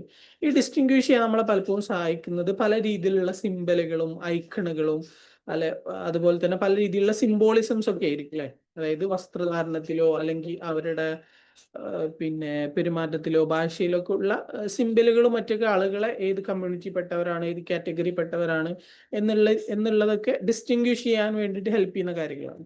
അപ്പൊ ഇത്തരത്തിൽ ഡിസ്റ്റിങ്വിഷ് ചെയ്യാൻ വേണ്ടിയിട്ട് ഹെൽപ്പ് ചെയ്യുന്ന കാര്യങ്ങളെയാണ് കളക്റ്റീവ് റെപ്രസെന്റേഷൻസ് എന്ന് പറയുന്നത്. ഇതിനെയാണ് പിന്നെ മൂന്നാമത്തെ ഒരു നോൺ മെറ്റീരിയൽ സോഷ്യൽ ഫാക്റ്റ് ആയിട്ട് ഡർക്കിയും കണക്കാക്കുന്നത്. ഓക്കെ, അപ്പോൾ ഇതുകൊണ്ട് ഉദ്ദേശിക്കുന്നത് എന്താണ്? നമ്മുടെ കളക്റ്റീവ് കൺസേൺസ് നമ്മൾ പറഞ്ഞല്ലോ, ഒരു സൊസൈറ്റിന്റെ പൊതുവായിട്ടുള്ള വിശ്വാസങ്ങളും ബിലീഫ്സും സെന്റിമെന്റ്സും അതിൻ്റെയൊക്കെ ഒരു അഗ്രിഗേഷനെയാണ് കളക്റ്റീവ് കൺസേൺസ് എന്ന് പറയുന്നത്. ഈ കളക്റ്റീവ് കൺസേൺസ് അല്ലെങ്കിൽ അവരുടെ ഷെയർഡ് ആയിട്ടുള്ള വാല്യൂസ്, ഷെയർഡ് ആയിട്ടുള്ള മൊറാലിറ്റി, ഷെയർഡ് ആയിട്ടുള്ള ഐഡന്റിറ്റി, ഇത് എങ്ങനെ കാണിക്കുന്നു അല്ലെങ്കിൽ അവരത് എങ്ങനെ കമ്മ്യൂണിക്കേറ്റ് ചെയ്യുന്നു, അതിനുവേണ്ടി ഉപയോഗിക്കുന്ന സിംബലുകൾ, ഇമേജസ്, ഐക്കൺസ്, അതിനൊക്കെയാണ് ഈ കളക്റ്റീവ് റെപ്രസെന്റേഷൻസ് എന്ന് പറയാം. അതുപോലെ തന്നെ ഇപ്പോൾ ഒരു വലിയൊരു കമ്മ്യൂണിറ്റി, ആ കമ്മ്യൂണിറ്റിൻ്റെ ഉള്ളിലുള്ള ഉപവിഭാഗങ്ങൾ അവരുടേതായ ഡിസ്റ്റിങ്റ്റീവ് ഐഡന്റിറ്റി കീപ്പ് ചെയ്യുന്നതിന് വേണ്ടി പ്രത്യേകമായിട്ടുള്ള അടയാളങ്ങളോ അല്ലെങ്കിൽ പ്രത്യേകമായ രീതിയിലുള്ള വസ്ത്രധാരണങ്ങളൊക്കെ ഉപയോഗിക്കും. അതും ഇത്തരത്തിലുള്ള കളക്റ്റീവ് റെപ്രസെന്റേഷൻ ആയിട്ടാണ് കൺസിഡർ ചെയ്യുക. ഓക്കെ, അപ്പൊ ആളുകൾ, കമ്മ്യൂണിറ്റീസ് അവരുടെ ഐഡന്റിറ്റിയെ ഡിസ്റ്റിങ്റ്റീവ് ആയിട്ട് നിലനിർത്തുന്നതിന് വേണ്ടിയിട്ട്, ആ ഒരു ഡിസ്റ്റിങ്റ്റീവ്നെസ് കീപ്പ് ചെയ്യുന്നതിന് വേണ്ടിയിട്ട് ഉപയോഗിക്കുന്ന സിംബലുകളും ഇമേജുകളും ഐക്കൺസും ഒക്കെയാണ് ഈ കളക്റ്റീവ് റെപ്രസെന്റേഷൻസ് എന്ന് പറയുന്നത്. ഇപ്പൊ നമ്മുടെ സൊസൈറ്റിയിൽ പല മതത്തിലുള്ളവരുണ്ട്, പല ഗ്രൂപ്പുകളിലുള്ളവരുണ്ട്, അതുപോലെ തന്നെ ഒരു മതത്തിൽ തന്നെ പെട്ട പല വിഭാഗങ്ങളുണ്ട്. അപ്പൊ ഇങ്ങനെയുള്ള ആളുകളൊക്കെ അവരവരുടെ ഐഡന്റിറ്റിയെ കാണിക്കുന്നതിന് വേണ്ടി പല രീതിയിലുള്ള സിംബലുകൾ അവരുടെ വസ്ത്രധാരണത്തിലും അവരുടെ ലാംഗ്വേജിലും ഒക്കെ കൊണ്ടുവരുന്നുണ്ട്. അപ്പൊ അത്തരത്തിലുള്ള സിംബലുകളാണ് ഈ കളക്റ്റീവ് റെപ്രസെന്റേഷൻസ് എന്നുള്ളത് കൊണ്ട് ഉദ്ദേശിക്കുന്നത്. ഓക്കെ, അടുത്ത ഒരു കാര്യം, നമ്മൾ സൊസൈറ്റിയിൽ ഓരോ സമയത്തും ഓരോ ട്രെൻഡുകൾ ഫോളോ ചെയ്യുന്നുണ്ട് അല്ലേ. അപ്പോൾ ഓരോ കാലഘട്ടങ്ങളിലും പല രീതിയിലുള്ള ട്രെൻഡുകൾ ഉണ്ടാവും. നമ്മൾ ഇന്ന് ജീവിക്കുന്ന കാലത്താണെങ്കിലും അങ്ങനെയുള്ള ട്രെൻഡുകൾ ഉണ്ടാവും. അപ്പൊ നിങ്ങൾ ഒരു സൊസൈറ്റിയിൽ ജീവിക്കുമ്പോൾ അവിടെ ഒരു ട്രെൻഡ് ഉണ്ടെങ്കിൽ നിങ്ങൾ അതിനെ ഫോളോ ചെയ്യാനാണോ ഫോളോ ചെയ്യാതിരിക്കാനാണോ സാധ്യത കൂടുതൽ? എപ്പോഴും പോസിബിലിറ്റി കൂടുതലുള്ളത് നമ്മൾ അതിനെ ഫോളോ ചെയ്യാനാണെന്നുള്ളതാണല്ലേ. അങ്ങനെ സൊസൈറ്റിയിൽ നമ്മൾ ഫോളോ ചെയ്യുന്ന ഓരോ ട്രെൻഡുകൾ വരുമ്പോൾ അതിനെയാണ് സോഷ്യൽ കറൻസ് എന്ന് ഡർക്കിം വിളിക്കുന്നത്. ഈ സോഷ്യൽ കറൻസിനെയാണ് നാലാമത്തെ ഒരു നോൺ മെറ്റീരിയൽ സോഷ്യൽ ഫാക്റ്റ് ആയിട്ട് പറയുന്നത്. അപ്പൊ സോഷ്യൽ കറൻസ് എന്ന് പറഞ്ഞാൽ ഓരോ കാലഘട്ടങ്ങളിലും ഓരോ സമയങ്ങളിലും സൊസൈറ്റിയിൽ ആളുകളുടെ ഇടയിൽ നിലനിൽക്കുന്ന ഓരോ മൂഡ് അല്ലെങ്കിൽ ഓരോ കാര്യങ്ങളോടുള്ള റിയാക്ഷൻ എന്നുള്ളതാണ്. അപ്പൊ ആ ഒരു മൂഡ് അല്ലെങ്കിൽ ആ കാര്യങ്ങളോടുള്ള അവരുടെ റിയാക്ഷൻ മൊത്തം സൊസൈറ്റിയെ അത് ബാധിക്കും എന്നുള്ളതാണ്. അതായത് ഇപ്പൊ എന്തെങ്കിലും ഒരു കാര്യത്തിനോടുള്ള ഒരു വയലന്റ് ആയിട്ടുള്ള റിയാക്ഷൻ ആവാം, അതല്ലെങ്കിൽ എന്തെങ്കിലും ഒരു കാര്യത്തിനോടുള്ള പ്രതിഷേധമാവാം. അപ്പൊ അത് എല്ലാവരെയും ആ ഒരു മൂഡ് ബാധിക്കുകയും എല്ലാവരും അതിലേക്ക് ഡ്രോൺ ആവുകയും എല്ലാവരും ആ ഒരു ക്രൗഡിന്റെ ഭാഗമായിട്ട് ബിഹേവ് ചെയ്യുകയും ചെയ്യുന്നു. അപ്പൊ നമ്മൾ ഒരു സൊസൈറ്റിന്റെ ഭാഗമായിട്ട് മാറുമ്പോൾ അവിടെ എന്താണോ ഒരു ട്രെൻഡായിട്ട് വരുന്നത് അല്ലെങ്കിൽ അവിടെ എന്താണോ ആളുകൾ എല്ലാവരും ചെയ്യുന്നത് അത് നമ്മളും ചെയ്യാനുള്ള ഒരു ടെൻഡൻസി ഉണ്ടാവും. അത് ചിലപ്പോൾ പോസിറ്റീവ് ആയിട്ടുള്ള കാര്യമാവാം അല്ലെങ്കിൽ നെഗറ്റീവ് ആയിട്ടുള്ള കാര്യമാവും. ഇപ്പൊ ഒരു പോസിറ്റീവ് ആയിട്ടുള്ള കാര്യത്തിന് ഉദാഹരണം പറയുകയാണെന്നുണ്ടെങ്കിൽ നമ്മുടെ ഫ്രീഡം മൂവ്മെന്റ്, ബ്രിട്ടീഷുകാർ ഇവിടുന്ന് പോകണം എന്നുള്ള ഒരു ട്രെൻഡ് ഉണ്ടാവുകയും ഒരു മോഡ് ഉണ്ടാവുകയും അതിന്റെ പിന്നാലെ ഒരുപാട് മൂവ്മെന്റുകൾ ഉണ്ടാവുകയും ചെയ്തപ്പോൾ അതിനെക്കുറിച്ചൊന്നും അവെയർ അല്ലാത്ത ആളുകളും അതിൽ അവെയർ ആവുകയും അവരും അതിന്റെ ഭാഗമാവുകയും അത് വലിയൊരു മാസ് മൂവ്മെന്റ് ആവുകയും അവസാനം ഇവിടുന്ന് ബ്രിട്ടീഷുകാർ പോവുകയും നമുക്ക് സ്വാതന്ത്ര്യം കിട്ടുകയും ചെയ്തു. അപ്പൊ ഇവിടെ എന്താണ് സംഭവിച്ചത്? ഒരു സോഷ്യൽ കറന്റ് ഉണ്ടാവുക. ആ സോഷ്യൽ കറന്റ് ഉണ്ടാകുമ്പോൾ അത് പോസിറ്റീവ് ആയിട്ടുള്ള കാര്യമാണെങ്കിലും നെഗറ്റീവ് ആയിട്ടുള്ള കാര്യമാണെങ്കിലും ഇതിലൊന്നും എഫക്റ്റഡ് അല്ലാതെ മാറി നിൽക്കുന്നവർ കൂടി അതിലേക്ക് ഡ്രോൺ ആകും എന്നുള്ളതാണ് സോഷ്യൽ കറൻസിന്റെ പ്രത്യേകത. അപ്പം സോഷ്യൽ കറൻസ് ഒരു നോൺ മെറ്റീരിയൽ സോഷ്യൽ ഫാക്ട് ആണെന്നാണ് അദ്ദേഹം പറയുന്നത്. ഓക്കെ, അപ്പൊ നമ്മൾ 4 നോൺ മെറ്റീരിയൽ സോഷ്യൽ ഫാക്ട്സ് ആണ് കണ്ടത്. ഒന്നാമത്തേത് മൊറാലിറ്റി എന്നുള്ളതാണ്. ശരി തെറ്റുകളെ കുറിച്ചിട്ടുള്ള നമ്മുടെ അണ്ടർസ്റ്റാൻഡിങ് സൊസൈറ്റിയിൽ നിന്ന് നമുക്ക് സോഷ്യലൈസേഷനിലൂടെ കിട്ടുന്നതാണ് മൊറാലിറ്റി നമ്മൾ പറഞ്ഞു. പിന്നെ കളക്റ്റീവ് കൺസേൺസ് എന്ന് പറയുമ്പോൾ സൊസൈറ്റിയിലുള്ള ആളുകളുടെ പൊതുവായിട്ടുള്ള വിശ്വാസങ്ങളും ആശയങ്ങളും സെന്റിമെന്റ്സും ഇതെല്ലാം കൂടി അതിൻ്റെ ഒരു അഗ്രിഗേറ്റ് ആണ് കളക്റ്റീവ് കൺസേൺസ് എന്നുള്ളത് കൊണ്ട് ഉദ്ദേശിക്കുന്നത്. അതുപോലെ ആളുകൾ, ഓരോ ഗ്രൂപ്പുകൾ അവരവരുടെ ഗ്രൂപ്പുകളെ മറ്റുള്ളവരിൽ നിന്ന് ഡിസ്റ്റിങ്ക്യൂഷ് ചെയ്യാൻ വേണ്ടിയിട്ട് ഉപയോഗിക്കുന്ന സിംബലുകൾ, ഇമേജസ്, ഐക്കൺസ്, അതിനൊക്കെയാണ് കളക്റ്റീവ് റെപ്രസെന്റേഷൻസ് എന്ന് പറയുന്നത്. അതുപോലെ സൊസൈറ്റിയിൽ ഓരോ സമയത്ത് ഉണ്ടാവുന്ന ട്രെൻഡുകൾ, ആ ട്രെൻഡുകൾ ഫോളോ ചെയ്തുകൊണ്ട് എല്ലാവരും ഒരേ പാത്തിൽ പോവുകയും ഓരോ കാര്യങ്ങൾ ചെയ്യുകയൊക്കെ ചെയ്യുന്നു. അതിനെയാണ് സോഷ്യൽ കറൻസ് എന്ന് പറയുന്നത്. ഓക്കെ, അപ്പൊ ഇങ്ങനെ 4 പ്രധാനപ്പെട്ട നോൺ മെറ്റീരിയൽ സോഷ്യൽ ഫാക്ട്സ് ആണ് ഡർക്കിയും ലിസ്റ്റ് ഔട്ട് ചെയ്യുന്നത്. ഓക്കെ, ഇത് 2023 ജൂണിൽ വന്നിട്ടുള്ള ക്വസ്റ്റൻ ആണ്. Who among the following gave the essential idea of explaining individual phenomena by the state of collectivity, not state of collectivity by individual phenomena. അപ്പോൾ ഈ ഒരു ചോദ്യത്തിൽ ഇവിടെ സൂചിപ്പിക്കുന്നത് കളക്റ്റീവ് കൺസേൺസ് എന്നുള്ള കോൺസെപ്റ്റ് ആരാണ് പറഞ്ഞത് എന്നുള്ളതാണ്. ഓക്കെ, ഇത് 2024 ഡിസംബറിൽ വന്നുള്ള ക്വസ്റ്റൻ ആണ്. Collective consciousness as important place in the social world it refers to. എന്താണ് കളക്റ്റീവ് കൺസേൺസ് എന്നുള്ളത് കൊണ്ട് ഉദ്ദേശിക്കുന്നത് എന്നുള്ളതാണ് ചോദിച്ചിട്ടുള്ളത്. ഇതിൽ ഏതാണ് ആൻസർ വരിക? ഡി ആണ് ആൻസർ വരിക. A and B. എയിൽ എന്താ പറയുന്നത്? Totality of people's beliefs and sentiments. ബിയിൽ എന്താ പറയുന്നത്? Independent determinate cultural system. Okay, independent ആയിട്ടുള്ള, ഡിറ്റർമിനേറ്റ് എന്ന് പറയുമ്പോൾ നമ്മുടെ ആക്ഷൻസിനെ ഡിറ്റർമൈൻ ചെയ്യുന്ന കൾച്ചറൽ ആയിട്ടുള്ള കാര്യങ്ങളൊക്കെ ഈ ഒരു കളക്റ്റീവ് കോൺഷ്യസ്നെസിന്റെ ഭാഗമാണ്. അപ്പൊ നമ്മൾ നേരത്തെ നോൺ മെറ്റീരിയൽ സോഷ്യൽ ഫാക്ട് പറഞ്ഞെടുത്ത് ലിസ്റ്റ് ഔട്ട് ചെയ്ത രണ്ടാമത്തെ കാര്യമാണ് കളക്റ്റീവ് കോൺഷ്യസ്നെസ് അല്ലെങ്കിൽ കളക്റ്റീവ് കൺസേൺസ്. അതിന്റെ ഇമ്പോർട്ടന്റ് ആയിട്ടുള്ള ഒരു പാർട്ടാണ് totality of people's beliefs and sentiments എന്നുള്ളത്. ഓക്കെ, പിന്നെ ഇതിൽ മൂന്നാമത്തെ ഒരു സ്റ്റേറ്റ്മെന്റ് പറഞ്ഞത് ഇൻഡിവിജ്വാലിറ്റി ഓഫ് പീപ്പിൾസ് ബിലീഫ്സ്. അപ്പൊ ആ ഒരു ഇൻഡിവിജ്വാലിറ്റി എന്നുള്ളതല്ല കളക്റ്റീവ് കൺസേൺസ് എന്ന് പറഞ്ഞാൽ കളക്ടിവിറ്റി എന്നുള്ളതാണ്. ഓക്കെ, പിന്നെ independent and indeterminate cultural system എന്ന് പറഞ്ഞിട്ടുണ്ട്. അവിടെ ഇൻഡിറ്റർമിനേറ്റ് അല്ല, ഡിറ്റർമിനേറ്റ് ആണ്. ഓക്കെ, ഡിറ്റർമിനേറ്റ് എന്ന് പറയുമ്പോൾ നമ്മുടെ ആക്ഷൻസിനെ ഇൻഫ്ലുവൻസ് ചെയ്യുന്നതാണെന്നുള്ളതാണ്. പിന്നെ പ്രൈമസി ഓഫ് സെൽഫ് ഇൻട്രസ്റ്റ് എന്നുള്ളതാണ് ഈ എന്നുള്ള ഓപ്ഷനിൽ കൊടുത്തിട്ടുള്ളത്. പ്രൈമസി ഓഫ് സെൽഫ് ഇൻട്രസ്റ്റ് അല്ല, പ്രൈമസി ഓഫ് സോഷ്യൽ ഇൻട്രസ്റ്റ് ആയിരിക്കും ഇവിടെ വരുന്നത്. ഓക്കെ, അപ്പൊ കളക്റ്റീവ് കോൺഷ്യസ്നെസിനെ കുറിച്ച് 2024 ഡിസംബറിൽ വന്നിട്ടുള്ള ക്വസ്റ്റൻ ആണ് നമ്മൾ കണ്ടത്. ഓക്കെ, അടുത്തത്.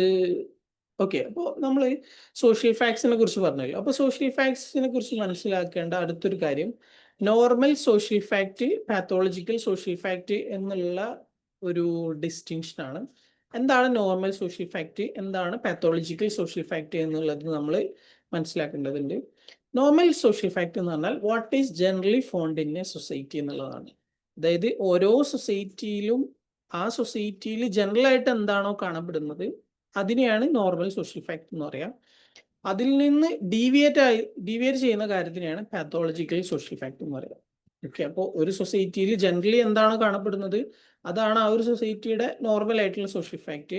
ഈ ജനറലി കാണപ്പെടുന്നതിൽ നിന്നുള്ള ഡീവിയേഷൻ എന്താണോ അതിനാണ് പാത്തോളജിക്കൽ സോഷ്യൽ ഫാക്ട് എന്ന് പറയുക. നോർമൽ സോഷ്യൽ ഫാക്ട് സൊസൈറ്റിന്റെ സ്റ്റെബിലിറ്റി മെയിൻറ്റെയിൻ ചെയ്യുന്നതിന് വേണ്ടി ഹെൽപ്പ് ചെയ്യുന്ന ഒരു കാര്യമായിരിക്കും.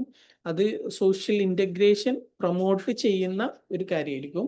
അതേസമയം പാത്തോളജിക്കൽ സോഷ്യൽ ഫാക്ട് ഈ ഒരു ഇൻ്റഗ്രേഷനെ കുറക്കുന്ന, ഡിസിൻറ്റഗ്രേറ്റ് ചെയ്യുന്ന കാര്യമായിരിക്കും. അതുപോലെ തന്നെ സൊസൈറ്റിൻ്റെ ഫങ്ഷനിങ്ങിനെ, സോഷ്യൽ ആയിട്ടുള്ള ഫങ്ഷനിങ്ങിനെ ഡിസ്റപ്റ്റ് ചെയ്യുന്ന ഒരു കാര്യമായിരിക്കും. ഓക്കെ, അപ്പം normal social fact, pathological social fact എന്നിങ്ങനെ സോഷ്യൽ ഫാക്ടിനെ ഡെറിക്കിയം ക്ലാസിഫൈ ചെയ്യുന്നുണ്ട് എന്നുള്ളത് ഓർക്കുക. അതിൽ നോർമൽ സോഷ്യൽ ഫാക്ട് എന്ന് പറഞ്ഞാൽ ഉദ്ദേശിക്കുന്നത് സൊസൈറ്റിയിൽ ജനറലി കാണപ്പെടുന്ന എന്താണോ അതാണ്. നോർമൽ സോഷ്യൽ ഫാക്ടിന്റെ പ്രത്യേകത അത് സൊസൈറ്റിയിൽ സ്റ്റെബിലിറ്റി എൻഷുർ ചെയ്യുന്നതിന് വേണ്ടിയിട്ട് ഹെൽപ്പ് ചെയ്യുന്നതാണ്. അതുപോലെ തന്നെ സോഷ്യൽ ഇൻ്റഗ്രേഷന് വേണ്ടി ഹെൽപ്പ് ചെയ്യുന്നതാണ്. പാത്തോളജിക്കൽ സോഷ്യൽ ഫാക്ടിന്റെ പ്രത്യേകത അത് സ്റ്റെബിലിറ്റി ഇല്ലാതാക്കുന്നതും സോഷ്യൽ ഫങ്ഷനിങ്ങിനെ ഡിസ്റപ്റ്റ് ചെയ്യുന്നതും ആയിരിക്കും എന്നുള്ളതാണ്. ഓക്കെ, ഇപ്പോൾ ഈ ഒരു പിക്ചറിൽ നിങ്ങൾ എന്താ കാണുന്നത്? കഞ്ചാവാണ് അല്ലേ? അപ്പൊ കഞ്ചാവ് എന്നുള്ളത് നമ്മൾ നോർമൽ ആയിട്ടാണോ അതോ പാത്തോളജിക്കൽ ആയിട്ടാണോ കാണേണ്ടത്? ഇത് ശരിക്കും ഒരുപാട് നെഗറ്റീവ് ആയിട്ടുള്ള ഇമ്പാക്റ്റ് ഒക്കെ ഉണ്ടാക്കുന്ന നമ്മളുടെ നാട്ടിലൊരു ക്രൈം എന്ന രീതിയിൽ കണക്കാക്കുന്ന ഒരു കാര്യമാണ്. അപ്പൊ ഇതിനെ നമ്മൾ നോർമൽ സോഷ്യൽ ഫാക്ട് ആയിട്ടാണോ അതോ പാത്തോളജിക്കൽ സോഷ്യൽ ഫാക്ട് ആയിട്ടാണോ കാണേണ്ടത്?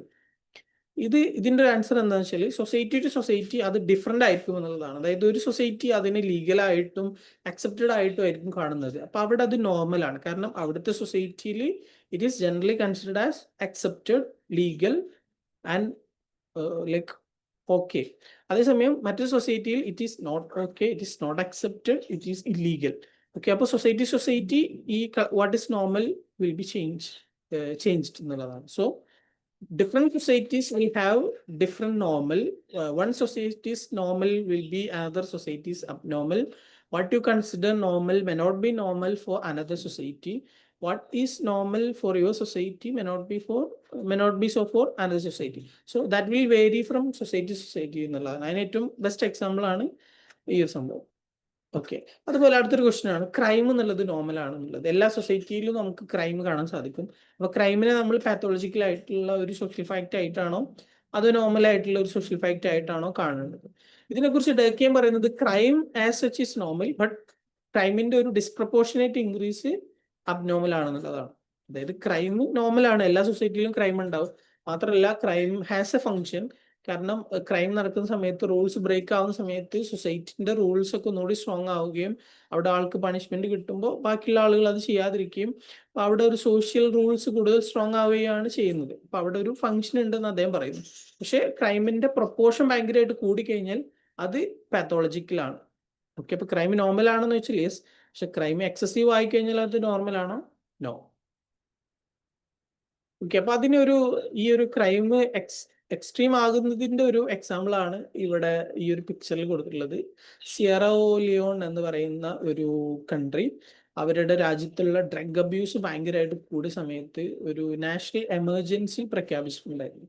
ഒരു രാജ്യം, ആ രാജ്യത്തിലുള്ള യുവാക്കൾ ഡ്രഗ് അബ്യൂസ് ഭയങ്കരമായിട്ട് ചെയ്തത് കൊണ്ട്, അല്ലെങ്കിൽ അത് എക്സ്ട്രീം ആയതുകൊണ്ട് നാഷണൽ എമർജൻസി ഡിക്ലെയർ ചെയ്യാന്നൊക്കെ പറയുന്നത് ചരിത്രത്തിൽ തന്നെ വളരെ റയർ ആയിട്ട് സംഭവിച്ചിട്ടുള്ള ഒരു കാര്യമായിരിക്കും.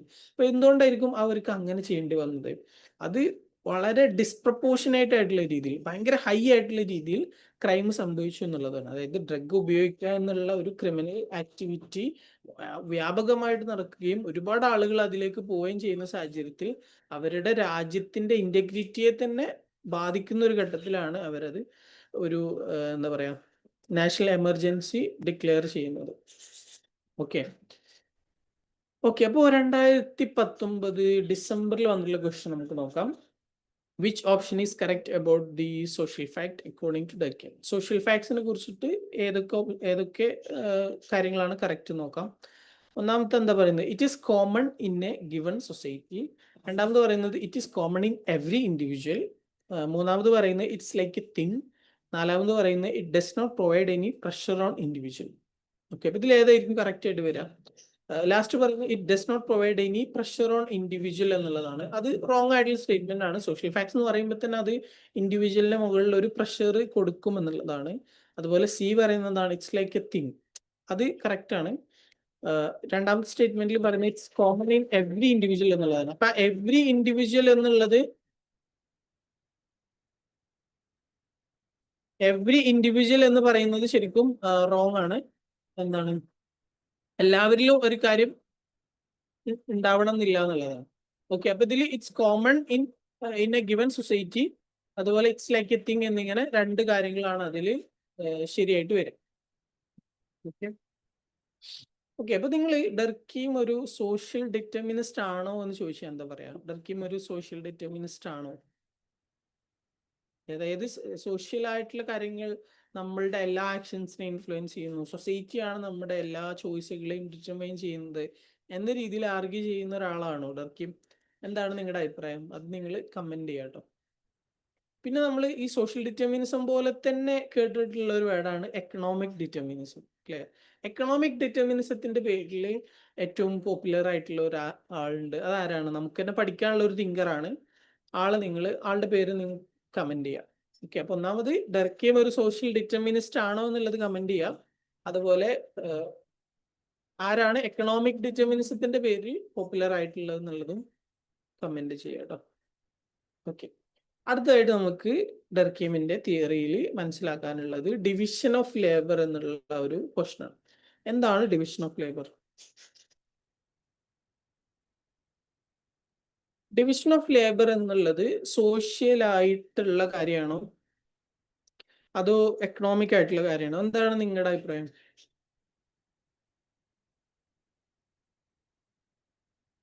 ഡിവിഷൻ ഓഫ് ലേബർ എന്ന് പറയുമ്പോൾ അതൊരു സോഷ്യൽ റിയാലിറ്റി ആണോ അതോ പ്യുവർലി എക്കണോമിക് റിയാലിറ്റി മാത്രമാണോ? ഇവിടെ നമ്മൾ മനസ്സിലാക്കേണ്ടത് ഡിവിഷൻ ഓഫ് ലേബർ എന്ന് പറയുമ്പോൾ എന്താണ് ശരിക്കും? സ്പെഷ്യലൈസേഷൻ ആണല്ലേ. അതായത് സൊസൈറ്റിയിലുള്ള ഓരോ വർക്കുകൾ ഡിഫറെൻ്റ് ആയിട്ടുള്ള ആളുകൾക്കിടയിൽ ഡിവൈഡ് ചെയ്യുകയും ഓരോ ആളുകളും ഓരോ കാര്യങ്ങളിൽ സ്പെഷ്യലൈസ് ചെയ്യുകയും ചെയ്യുക എന്നുള്ളതാണ് ഡിവിഷൻ ഓഫ് ലേബർ എന്നുള്ളത് കൊണ്ട് ഉദ്ദേശിക്കുന്നത്. അപ്പൊ ആ രീതിയിൽ ഡിവിഷൻ ഓഫ് ലേബർ ഉണ്ടാവുകയും സ്പെഷ്യലൈസേഷൻ ഉണ്ടാവുകയും ചെയ്യുന്നത് സൊസൈറ്റിക്ക് ഗുഡ് ആണോ ബാഡ് ആണോ? എന്താണ് ഒരു അഭിപ്രായം? എന്തായിരിക്കും? ഗുഡ് ആണോ ശരിക്കും? ലൈക്ക് സ്പെഷ്യലൈസേഷൻ ഉണ്ടാവുമ്പോൾ കൂടുതൽ എഫിഷ്യന്റ് ആവുകയാണോ ചെയ്യുക അതോ അത് നെഗറ്റീവ് ആണോ എന്നുള്ളത് ഒന്ന് കമന്റ് ചെയ്യാം കേട്ടോ. എന്താണ് കൂടുതൽ ആളുകളും ഗുഡ് ആണെന്നാണ് പറയുന്നത് അല്ലെ. അതായത് ഗുഡ് എന്ന് പറഞ്ഞാൽ സ്പെഷ്യലൈസേഷൻ എപ്പോഴും കൂടുതൽ എഫിഷ്യൻസി ക്രിയേറ്റ് ചെയ്യും എന്നുള്ളതാണ് അല്ലെ. അപ്പൊ ഇങ്ങനെയുള്ള ഈ ഒരു പിന്നെ എക്കണോമിക് ആയിട്ടുള്ള സ്പെഷ്യലൈസേഷൻ, എക്കണോമിക് ആയിട്ടുള്ള ഡിവിഷൻ ഓഫ് ലേബർ, അതിന്റെ ഒരു സോഷ്യൽ ഡയമെൻഷൻ എന്താണ് എന്നുള്ളതിനെ അനലൈസ് ചെയ്യുക എന്നുള്ളതാണ് ഡർക്കെയിം ഡിവിഷൻ ഓഫ് ലേബറിലൂടെ ചെയ്യുന്നത്. അദ്ദേഹത്തിന്റെ ഏറ്റവും ആദ്യത്തെ വർക്കാണ് ഡിവിഷൻ ഓഫ് ലേബർ. 1893 അത് പബ്ലിഷ് ചെയ്തിട്ടുള്ളത്. സൊസൈറ്റിയും ഇൻഡിവിജ്വലും തമ്മിലുള്ള ഒരു കണക്ഷൻ അദ്ദേഹം ഇതിനകത്ത് എക്സ്പ്ലെയിൻ ചെയ്യുന്നു. സൊസൈറ്റിയിൽ ഡിഫറെൻ്റ് ആയിട്ടുള്ള കമ്പോണന്റുകളെ തമ്മിൽ ഇന്റഗ്രേറ്റ് ചെയ്യുന്ന, ഇന്റർഡിപ്പെൻഡൻസ് ക്രിയേറ്റ് ചെയ്യുന്ന ഒരു കാര്യമായിട്ടാണ് ഡിവിഷൻ ഓഫ് ലേബറിനെ ഡർക്കെയിം എക്സ്പ്ലെയിൻ ചെയ്യുന്നത്. ഡിവിഷൻ ഓഫ് ലേബർ എന്ന് പറയുമ്പോൾ സ്പെഷ്യലൈസേഷൻ ആണ്. സ്പെഷ്യലൈസേഷൻ എന്ന് പറയുമ്പോൾ ഓരോ ആളുകൾ ഓരോ കാര്യങ്ങളിൽ സ്പെഷ്യലൈസ് ചെയ്യുക എന്നുള്ളതാണ്. അങ്ങനെ ഓരോരോ കാര്യങ്ങളിൽ ആളുകൾ സ്പെഷ്യലൈസ് ചെയ്യുമ്പോൾ സ്വാഭാവികമായിട്ടും അവർ സ്പെഷ്യലൈസ് ചെയ്യുന്ന കാര്യമല്ലാത്ത മറ്റുള്ള കാര്യങ്ങൾക്ക് വേണ്ടി ബാക്കിയുള്ള ആളുകളെ ഡിപ്പെൻഡ് ചെയ്യേണ്ടതായിട്ട് വരും. അപ്പൊ ആ ഒരു ഇന്റർഡിപ്പെൻഡൻസ് സൊസൈറ്റിയിൽ സോളിഡാരിറ്റി ക്രിയേറ്റ് ചെയ്യും, യൂണിറ്റി ക്രിയേറ്റ് ചെയ്യും എന്നുള്ളതാണ് ഡർക്കെയിം പറയുന്നത്. ഓക്കെ, ഇതിൽ പ്രിമിറ്റീവ് സൊസൈറ്റീസിലേക്ക് എത്തുമ്പോഴും, പ്രിമിറ്റീവ് സൊസൈറ്റിയിൽ നിന്ന് മോഡേൺ സൊസൈറ്റിയിലേക്ക് എത്തുമ്പോൾ ഈ ഡിവിഷൻ ഓഫ് ലേബറിന്റെ കേസിൽ ഒരുപാട് ചേഞ്ച് നമുക്ക് കാണാൻ സാധിക്കും. അത് നമുക്ക് പ്രിമിറ്റീവ് സൊസൈറ്റിന്റെ ക്യാരക്ടറിസ്റ്റിക്സ് എന്തൊക്കെയാണെന്ന് നോക്കാം. അതുപോലെ തന്നെ പ്രിമിറ്റീവ് സൊസൈറ്റിയിൽ ശരിക്കും ഡിവിഷൻ ഓഫ് ലേബർ സ്ട്രോങ് ആയിരിക്കുമോ അതോ വീക്ക് ആയിരിക്കുമോ? കമ്പാരിറ്റീവ്ലി വീക്ക് ആയിരിക്കില്ല. കാരണം ചെറിയ സിമ്പിൾ ആയിട്ടുള്ള സൊസൈറ്റീസ് ആണ്, അവർക്കിടയിലുള്ള ഡിവിഷൻ ഓഫ് ലേബർ വളരെ മിനിമൽ ആയിട്ടുള്ള രീതിയിലായിരിക്കും ഉണ്ടാവുക. ഓക്കെ, അപ്പോൾ ഈ മിനിമൽ ആയിട്ടുള്ള രീതിയിലുള്ള ഒരു ഡിവിഷൻ ഓഫ് ലേബർ ആയിരിക്കും അവിടെ ഉണ്ടാവുന്നത്. അതുപോലെ തന്നെ society more or less similar ആയിരിക്കും. സിമിലർ ആയിട്ടുള്ള വാല്യൂസ്, സിമിലർ ആയിട്ടുള്ള രീതിയിലുള്ള ആക്ഷൻ, സിമിലർ ആയിട്ടുള്ള കൾച്ചർ, അങ്ങനെയൊക്കെയുള്ള സൊസൈറ്റി ആയിരിക്കും പ്രിമിറ്റീവ് സൊസൈറ്റിയിൽ ഉണ്ടാവുക. അവിടെ ഡിവിഷൻ ഓഫ് ലേബർ വളരെ വീക്ക് ആയിരിക്കും. മിനിമൽ ആയിട്ടുള്ള രീതിയിലുള്ള ഡിവിഷൻ ഓഫ് ലേബർ മാത്രമായിരിക്കും ഉണ്ടാവുന്നത് അല്ലെ. പിന്നെ അവിടെ നിന്ന് കൂടുതലായിട്ട് ഉള്ള ഒരു ഡിവിഷൻ ഓഫ് ലേബറിലേക്ക് വരുന്നത് മോഡേൺ സൊസൈറ്റിയിലേക്ക് വരുമ്പോഴാണ്. ഓക്കെ, അപ്പൊ ആ ഒരു സിമ്പിൾ ആയിട്ടുള്ള പ്രിമിറ്റീവ് ആയിട്ടുള്ള സൊസൈറ്റിയിൽ നിന്നും മോഡേൺ സൊസൈറ്റിയിലേക്ക് വരുമ്പോൾ ഡിവിഷൻ ഓഫ് ലേബർ ഇൻക്രീസ് ചെയ്യുന്നതിന് കാരണമാകുന്ന പ്രധാനപ്പെട്ട 3 കാര്യങ്ങൾ അദ്ദേഹം ഹൈലൈറ്റ് ചെയ്യുന്നുണ്ട്. അതിൽ ഒന്നാമത്തത് വോളിയം ഓഫ് പോപ്പുലേഷൻ ആണ്, രണ്ടാമത്തത് മെറ്റീരിയൽ ഡെൻസിറ്റി, മൂന്നാമത്തത് dynamic density or moral density. Volume of population എന്ന് പറഞ്ഞാൽ അതുകൊണ്ട് ഉദ്ദേശിക്കുന്നത് പോപ്പുലേഷൻ പെർ യൂണിറ്റ് ഏരിയ. ഒരു യൂണിറ്റിൽ എത്ര ആളുകളുണ്ട്. അപ്പൊ നിങ്ങൾ ഒരു പഞ്ചായത്തിലുള്ള ആളാണെങ്കിൽ ആ പഞ്ചായത്തിൽ എത്ര ആളുണ്ട് എന്നുള്ളതിനെയാണ്, അതായത് ആ ഒരു പെർട്ടിക്കുലർ ഏരിയയിൽ ഒരു ഇത്ര സ്ക്വയർ ഫീറ്റിൽ ഇത്ര ആൾ അങ്ങനെ പറയില്ല നമ്മൾ. അപ്പൊ അതിനെയാണ് വോളിയം ഓഫ് പോപ്പുലേഷൻ എന്ന് പറയുന്നത് അല്ലെ. ഇപ്പൊ ഒരു 10 കിലോമീറ്ററിന്റെ ഉള്ളിൽ എത്ര ആളുണ്ട്, ഇപ്പോൾ നിങ്ങളുടെ നാട്ടിൽ 10 കിലോമീറ്ററിന്റെ ഉള്ളിൽ എത്ര ആളുണ്ട്, അടുത്തൊരു പഞ്ചായത്തിൽ 10 കിലോമീറ്ററിന്റെ ഉള്ളിൽ എത്ര ആളുണ്ട്, ആ രീതിയിൽ നമ്മൾ പോപ്പുലേഷൻ നോക്കുന്നതിനെയാണ് വോളിയം ഓഫ് പോപ്പുലേഷൻ എന്ന് പറയാം. മെറ്റീരിയൽ ഡെൻസിറ്റി എന്ന് പറഞ്ഞാൽ ആളുകൾ കൂടുന്നതിനനുസരിച്ച് പരസ്പരം ആളുകൾക്കിടയിലുള്ള ഇൻട്രാക്ഷൻ എന്നുള്ളത് ഡൈനാമിക് ഡെൻസിറ്റി ആണ്. മെറ്റീരിയൽ ഡെൻസിറ്റി എന്ന് പറയുമ്പോൾ ആളുകളുടെ എണ്ണം കൂടുക എന്നുള്ളതാണ് അല്ലെ. ഇപ്പോൾ ഒരു സ്ഥലത്ത് ഒരു 100 പേരുണ്ടാകുമ്പോഴും 1000 പേരുണ്ടാകുമ്പോഴും അതിന്റെ നമ്പർ വ്യത്യാസമുണ്ട്. 100-ൽ നിന്ന് 1000-ലേക്ക് എത്തുന്നു. അപ്പൊ ആ ഒരു 100-ൽ നിന്ന് 1000-ലേക്ക് എത്തുന്നു എന്നുള്ള ആ ഒരു നമ്പറിനെയാണ് മെറ്റീരിയൽ ഡെൻസിറ്റി എന്നുള്ളത് കൊണ്ട് ഉദ്ദേശിക്കുന്നത്. Increase in the actual number of the population. ആ ഒരു വോളിയം എന്ന് പറയുന്നത് ഒരു ഏരിയയിലുള്ള പോപ്പുലേഷൻ മാത്രം. അതേപോലെ മെറ്റീരിയൽ ഡെൻസിറ്റി എന്ന് പറയുന്നത് ടോട്ടൽ പോപ്പുലേഷന്റെ ഒരു നമ്പറാണ്. ഡൈനാമിക് ഡെൻസിറ്റി എന്ന് പറയുമ്പോൾ ആളുകൾക്കിടയിലുള്ള ഇൻട്രാക്ഷൻ ആണ്. അതായത് കൂടുതൽ ആളുകൾ ഉണ്ടാകുമ്പോൾ ആളുകൾക്കിടയിലുള്ള ഇൻട്രാക്ഷൻ അതിനനുസരിച്ച് ഉണ്ടാവും. ആ ഒരു ഇൻട്രാക്ഷനെയാണ് ഡൈനാമിക് ഡെൻസിറ്റി അല്ലെങ്കിൽ മോറൽ ഡെൻസിറ്റി എന്ന് പറയുന്നത്. ഓക്കെ, അപ്പോൾ ഈ വോളിയം ഓഫ് പോപ്പുലേഷനും മെറ്റീരിയൽ ഡെൻസിറ്റിയും ഡൈനാമിക് ഡെൻസിറ്റിയും ഇൻക്രീസ് ആവുന്നതിനനുസരിച്ച് ഡിവിഷൻ ഓഫ് ലേബർ സൊസൈറ്റിയിൽ ഇൻക്രീസ് ആകും, കൂടുതൽ ഡിവിഷൻ ഓഫ് ലേബർ ഉണ്ടാകുമെന്നുള്ളതാണ് അദ്ദേഹം പറയുന്നത്. ഓക്കെ,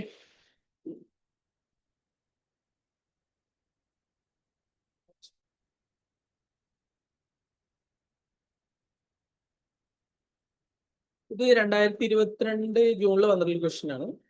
മാച്ച് ദ ഫോളോയിങ് ആണ്. കോംതെ, ഡർക്കെയിം, മാർക്സ്, സ്പെൻസർ അവരൊക്കെ ഒരു ഭാഗത്ത് കൊടുത്തിട്ടുണ്ട്. അവരുടെ കോൺസെപ്റ്റുകൾ മറ്റൊരു ഭാഗത്ത് കൊടുത്തിട്ടുണ്ട്. അപ്പൊ ഇതിൽ ഏതാണ് വരിക? ഡർക്കെയിമിന്റെ കോൺസെപ്റ്റ് ഏതാണ്? സൈസ് ആൻഡ് ഡെൻസിറ്റി എന്നുള്ളതാണ്. നമ്മളിപ്പോൾ പറഞ്ഞല്ലോ, പോപ്പുലേഷൻ കൂടുമ്പോൾ ഉണ്ടാവുന്ന ഇൻട്രാക്ഷൻ, ആ ഒരു ഇന്ററാക്ഷൻ എങ്ങനെ ഡിവിഷൻ ഓഫ് ലേബർ കൂട്ടുന്നു എന്നുള്ള കാര്യം, ആ ഒരു മെറ്റീരിയൽ ഡെൻസിറ്റി, മോറൽ ഡെൻസിറ്റി എന്നുള്ള കോൺസെപ്റ്റ് ആണ് സൈസ് ആൻഡ് ഡെൻസിറ്റി എന്നുള്ളത് കൊണ്ട് ഉദ്ദേശിക്കുന്നത്. കോംറ്റെ റിലേറ്റഡ് ആയിട്ടുള്ള concept level of intellectual development എന്നുള്ളതാണ്. മാർക്സ് റിലേറ്റഡ് ആയിട്ടുള്ളത് എക്കണോമിക് ഇൻഫ്ലുവൻസ് ആണ്. സ്പെൻസർ റിലേറ്റഡ് ആയിട്ടുള്ളത് എവല്യൂഷൻ ആൻഡ് കോംപ്ലക്സിറ്റി എന്നുള്ളതാണ്. ഓക്കെ, ഇത് 2023 ജൂണിൽ വന്നുള്ള ക്വസ്റ്റനാണ്. Which among the following theorists regarded population increase brings change in society? Population increase ചെയ്യുന്നത് സൊസൈറ്റിയിൽ ചേഞ്ച് ഉണ്ടാക്കുന്നുണ്ട്, ചേഞ്ചിന് കാരണമാകുന്നുണ്ട് എന്ന രീതിയിൽ ഏത് തിങ്കേഴ്സ് ആണ് പറയുന്നത് എന്നാണ് ചോദിച്ചിട്ടുള്ളത്. ഇതിൽ മാർക്സും അതേപോലെ ഡക്കീമും വരും. ഡക്കീമിന് നമ്മളിപ്പോൾ കണ്ടു, ഈ ഡിവിഷൻ ഓഫ് ലേബർ ഇൻക്രീസ് ആവുന്നതിന് പോപ്പുലേഷൻ എങ്ങനെയാണ് ഒരു ഘടകമാവുന്നത് എന്ന് അദ്ദേഹം പറയുന്നുണ്ട്. അതേപോലെ മാർക്സും പറയുന്നുണ്ട്. മാർക്സ് പറയുന്നത് എങ്ങനെയാണെന്ന് വെച്ചാൽ, ഒരു സൊസൈറ്റിയിൽ കൂടുതൽ വർക്കേഴ്സ്, കൂടുതൽ പോപ്പുലേഷൻ ഉണ്ടാവുമ്പോൾ കൂടുതൽ പൈസ ഉണ്ടാക്കാം എന്ന രീതിയിലായിരിക്കും വർക്കേഴ്സ് എപ്പോഴും ചിന്തിക്കുന്നത്. കാരണം അവരെ സംബന്ധിച്ചിടത്തോളം കൂടുതൽ ആളുകൾ പണിയെടുക്കുക, കൂടുതൽ കൂലി കിട്ടുക, അത് അവർക്ക് നല്ലതാണ് എന്ന രീതിയിലായിരിക്കും അവർ ചിന്തിക്കുക. അങ്ങനെ കൂടുതൽ ഒരു ഹയർ ഫെർട്ടിലിറ്റിയിലേക്ക് അത് നയിക്കാം. പക്ഷെ അങ്ങനെ ഹയർ ഫെർട്ടിലിറ്റി ഉണ്ടാകുമ്പോൾ അത് അൾട്ടിമേറ്റ്ലി അവർക്ക് നെഗറ്റീവ് ആയിട്ടാണ് സംഭവിക്കുക. കാരണം കൂടുതൽ പോപ്പുലേഷൻ ഉണ്ടാകുമ്പോൾ വേജ് കുറയുകയും അത് അവർക്ക് നെഗറ്റീവായിട്ട് വരികയാണ് ചെയ്യുക എന്നുള്ളതാണ് പറയുന്നത്. ഓക്കെ, പക്ഷെ അവിടെ പോപ്പുലേഷൻ ഇൻക്രീസ് ആവുക എന്നുള്ളത് ക്യാപിറ്റലിസത്തിൽ ഉണ്ടാകുന്ന ഒരു ഫീച്ചർ ആയിട്ടും സൊസൈറ്റിയിൽ ചേഞ്ച് കൊണ്ടുവരുന്ന ഒരു കാര്യമായിട്ടുമാണ് പറയുന്നത്. അതുകൊണ്ട് തന്നെ മാർക്സ്, ഡർക്കിം, ഇവർ രണ്ടുപേരും ഇതിൽ ആൻസർ വരും. അടുത്തത്, what causes change from mechanical solidarity to organic solidarity according to Durkheim? സൊസൈറ്റിയിലുള്ള സോളിഡാരിറ്റിനെ കുറിച്ചിട്ടാണ് പ്രധാനമായിട്ടും ഡർക്കിം ഫോക്കസ് ചെയ്യുന്നത് നമ്മൾ പറഞ്ഞു. ഈ സോളിഡാരിറ്റിയിൽ 2 ടൈപ്പ് സോളിഡാരിറ്റിനെ കുറിച്ച് പറയുന്നുണ്ട്: mechanical solidarity, organic solidarity. Mechanical solidarity എന്ന് പറയുമ്പോൾ പ്രിമിറ്റീവ് ആയിട്ടുള്ള സൊസൈറ്റിയിൽ ഉണ്ടാവുന്നതാണ്. സൊസൈറ്റിയിൽ ആളുകളൊക്കെ പരസ്പരം സിമിലർ ആയിട്ടുള്ള വാല്യൂസ് കീപ്പ് ചെയ്യുകയും സിമിലർ ആയിട്ടുള്ള കാര്യങ്ങൾ ചെയ്യുകയും ചെയ്യുമ്പോൾ ആ ഒരു സിമിലാരിറ്റിയിൽ നിന്നുണ്ടാകുന്ന ഒരു സോളിഡാരിറ്റിയാണ് മെക്കാനിക്കൽ സോളിഡാരിറ്റി. എന്നാൽ പിന്നീട് മോഡേൺ സൊസൈറ്റിയിലേക്ക് വരുമ്പോൾ ഡിവിഷൻ ഓഫ് ലേബർ കൂടുന്നു, അവിടെ ഒരു ഇന്റർഡിപെൻഡൻസ് ആയിരിക്കും ഉണ്ടാവുക. ആ ഒരു ഇന്റർഡിപെൻഡൻസിൽ നിന്ന് ഉണ്ടാവുന്നതാണ് ഓർഗാനിക് സോളിഡാരിറ്റി. അങ്ങനെ മെക്കാനിക്കൽ സോളിഡാരിറ്റിയിൽ നിന്നും ഓർഗാനിക് സോളിഡാരിറ്റിയിലേക്കുള്ള ഒരു ചേഞ്ച് ഉണ്ടാവുന്നു എന്ന് പറയുന്നു. അപ്പൊ അതിന് കാരണമാകുന്ന ഒരു ഘടകമായിട്ട് പറയുന്നത് ഡൈനാമിക് ഡെൻസിറ്റി ആണ്. ഡൈനാമിക് ഡെൻസിറ്റി എന്ന് പറയുമ്പോൾ ആളുകളുടെ പോപ്പുലേഷനിടയിലുള്ള ഇന്ററാക്ഷന്റെ ഒരു വർധനവ്. അപ്പോൾ കൂടുതൽ ആളുകൾ ഉണ്ടാവുകയും ആളുകൾക്കിടയിലുള്ള ഇന്ററാക്ഷൻ വർദ്ധിക്കുകയും ചെയ്യുമ്പോഴാണ് ഈ ഒരു രീതിയിലുള്ള എന്താ പറയുക ചേഞ്ച്, മെക്കാനിക്കൽ സോളിഡാരിറ്റിയിൽ നിന്ന് ഓർഗാനിക് സോളിഡാരിറ്റിയിലേക്കുള്ള ചേഞ്ച് സംഭവിക്കുക എന്നതാണ് പറയുന്നത്. ഓക്കെ, അപ്പൊ സോളിഡാരിറ്റി എന്ന് പറയുമ്പോൾ എന്താണ് മെയിനായിട്ട് ഉദ്ദേശിക്കുന്നത്? സോളിഡാരിറ്റി എന്ന് പറയുമ്പോൾ സൊസൈറ്റിയിൽ ആളുകൾക്കിടയിലും കമ്മ്യൂണിറ്റിക്കിടയിലും ഒക്കെ ഉള്ള ഒരു ബോണ്ട് എന്നുള്ളതാണ്, അല്ലെ? ഈ ഒരു ബോണ്ട് പ്രിമിറ്റീവ് സൊസൈറ്റിയിലും മോഡേൺ സൊസൈറ്റിയിലും എങ്ങനെയായിരിക്കും ഡിഫറെൻ്റ് ആയിരിക്കുക? പ്രിമിറ്റീവ് സൊസൈറ്റിയെ സംബന്ധിച്ചിടത്തോളം ആ ഒരു ബോണ്ട് കൂടുതലായിട്ട് വരുന്നത് സിമിലാരിറ്റിയിൽ നിന്നാണ്.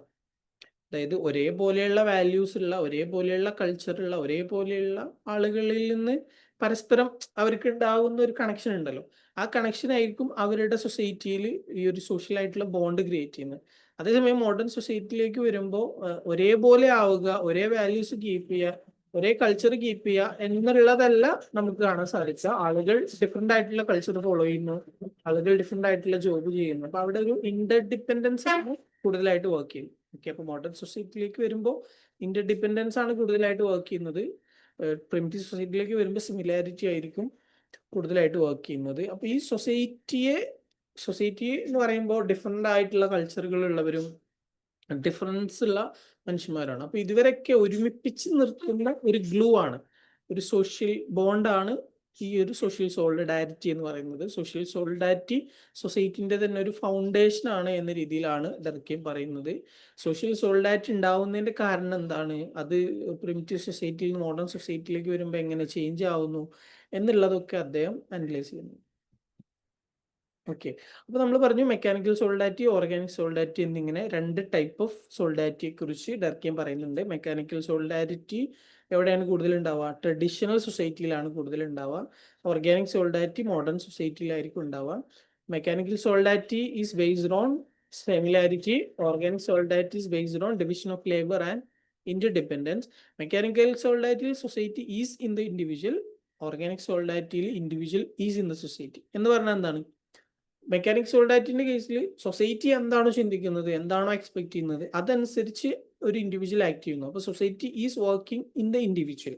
അതേസമയം മോഡേൺ സൊസൈറ്റിയിലേക്ക് വരുമ്പോൾ ഓരോ ഇൻഡിവിജ്വലിനും അവരുടെ ഇൻഡിവിജ്വാലിറ്റിയാണ് കൂടുതൽ ഇമ്പോർട്ടൻറ്റ് സൊസൈറ്റിനേക്കാൾ. അപ്പോൾ അവിടെ society is in the individual എന്നതിനേക്കാൾ individual is in the society എന്നുള്ളതായിരിക്കും അതിൻ്റെ ഒരു നേച്ചർ.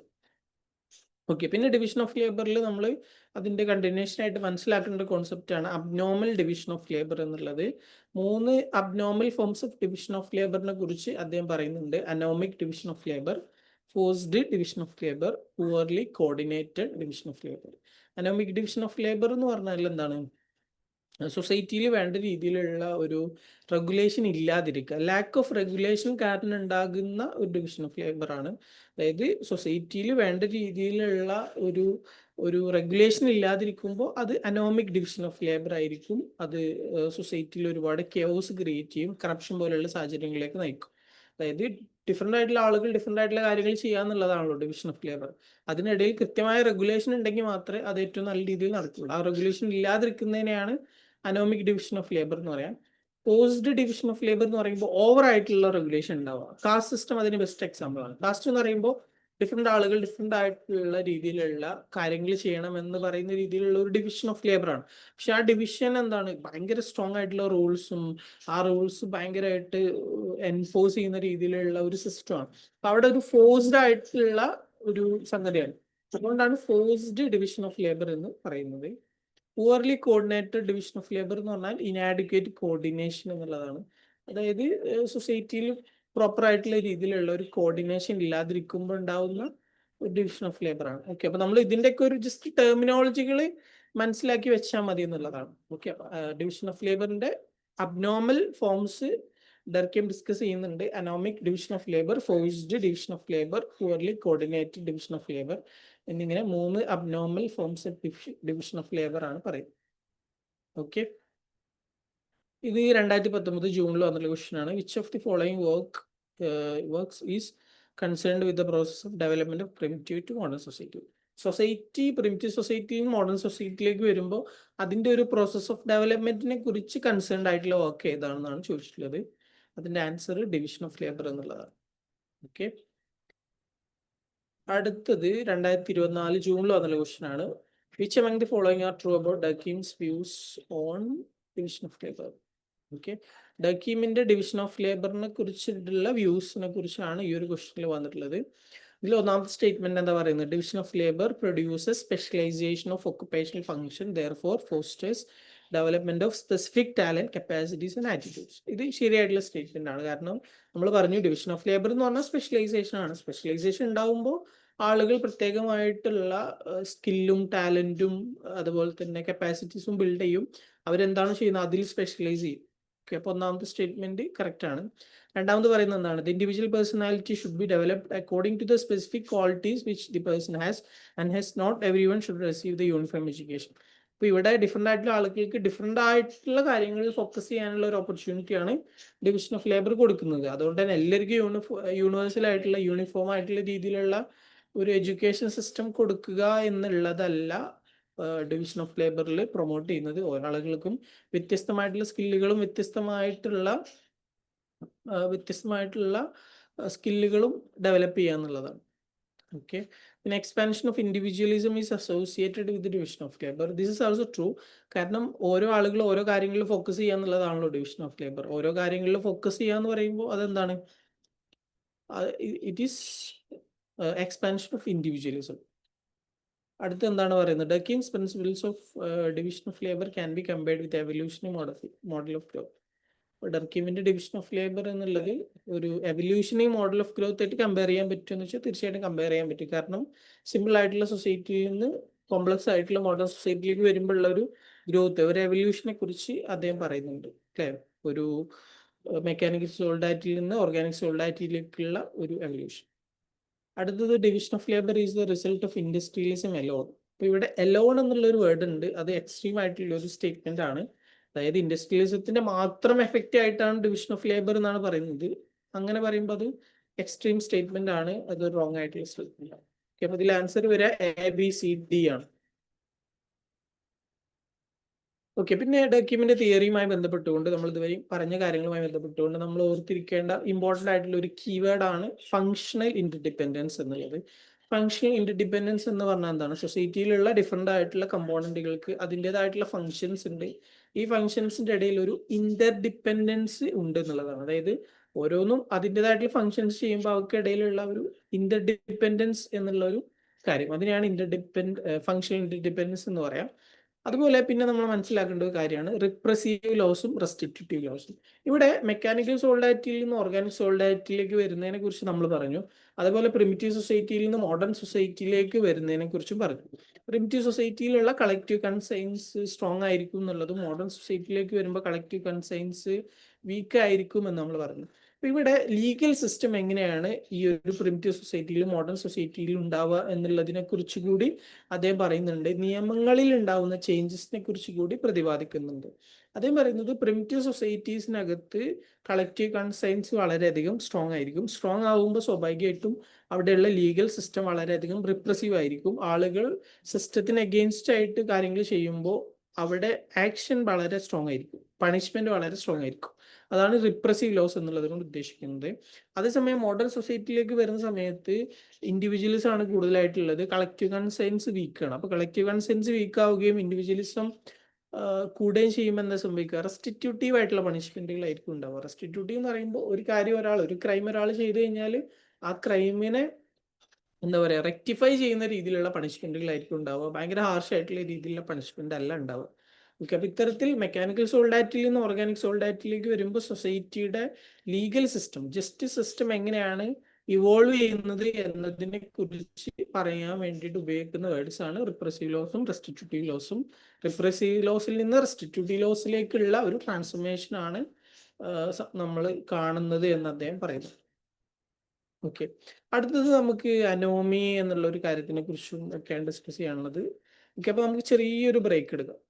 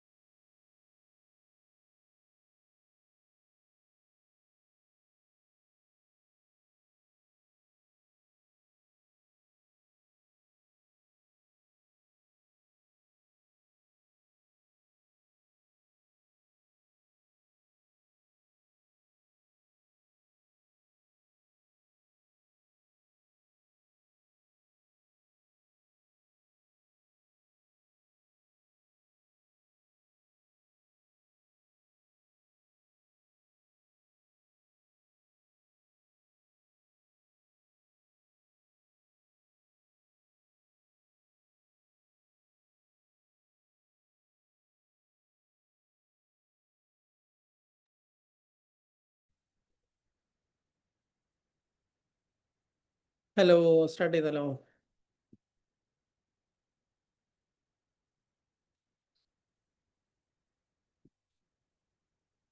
ഓക്കെ, അപ്പൊ നമ്മൾ ഡിവിഷൻ ഓഫ് ലേബർ ഒക്കെ ഡിസ്കസ് ചെയ്തുകൊണ്ടിരുന്നത്.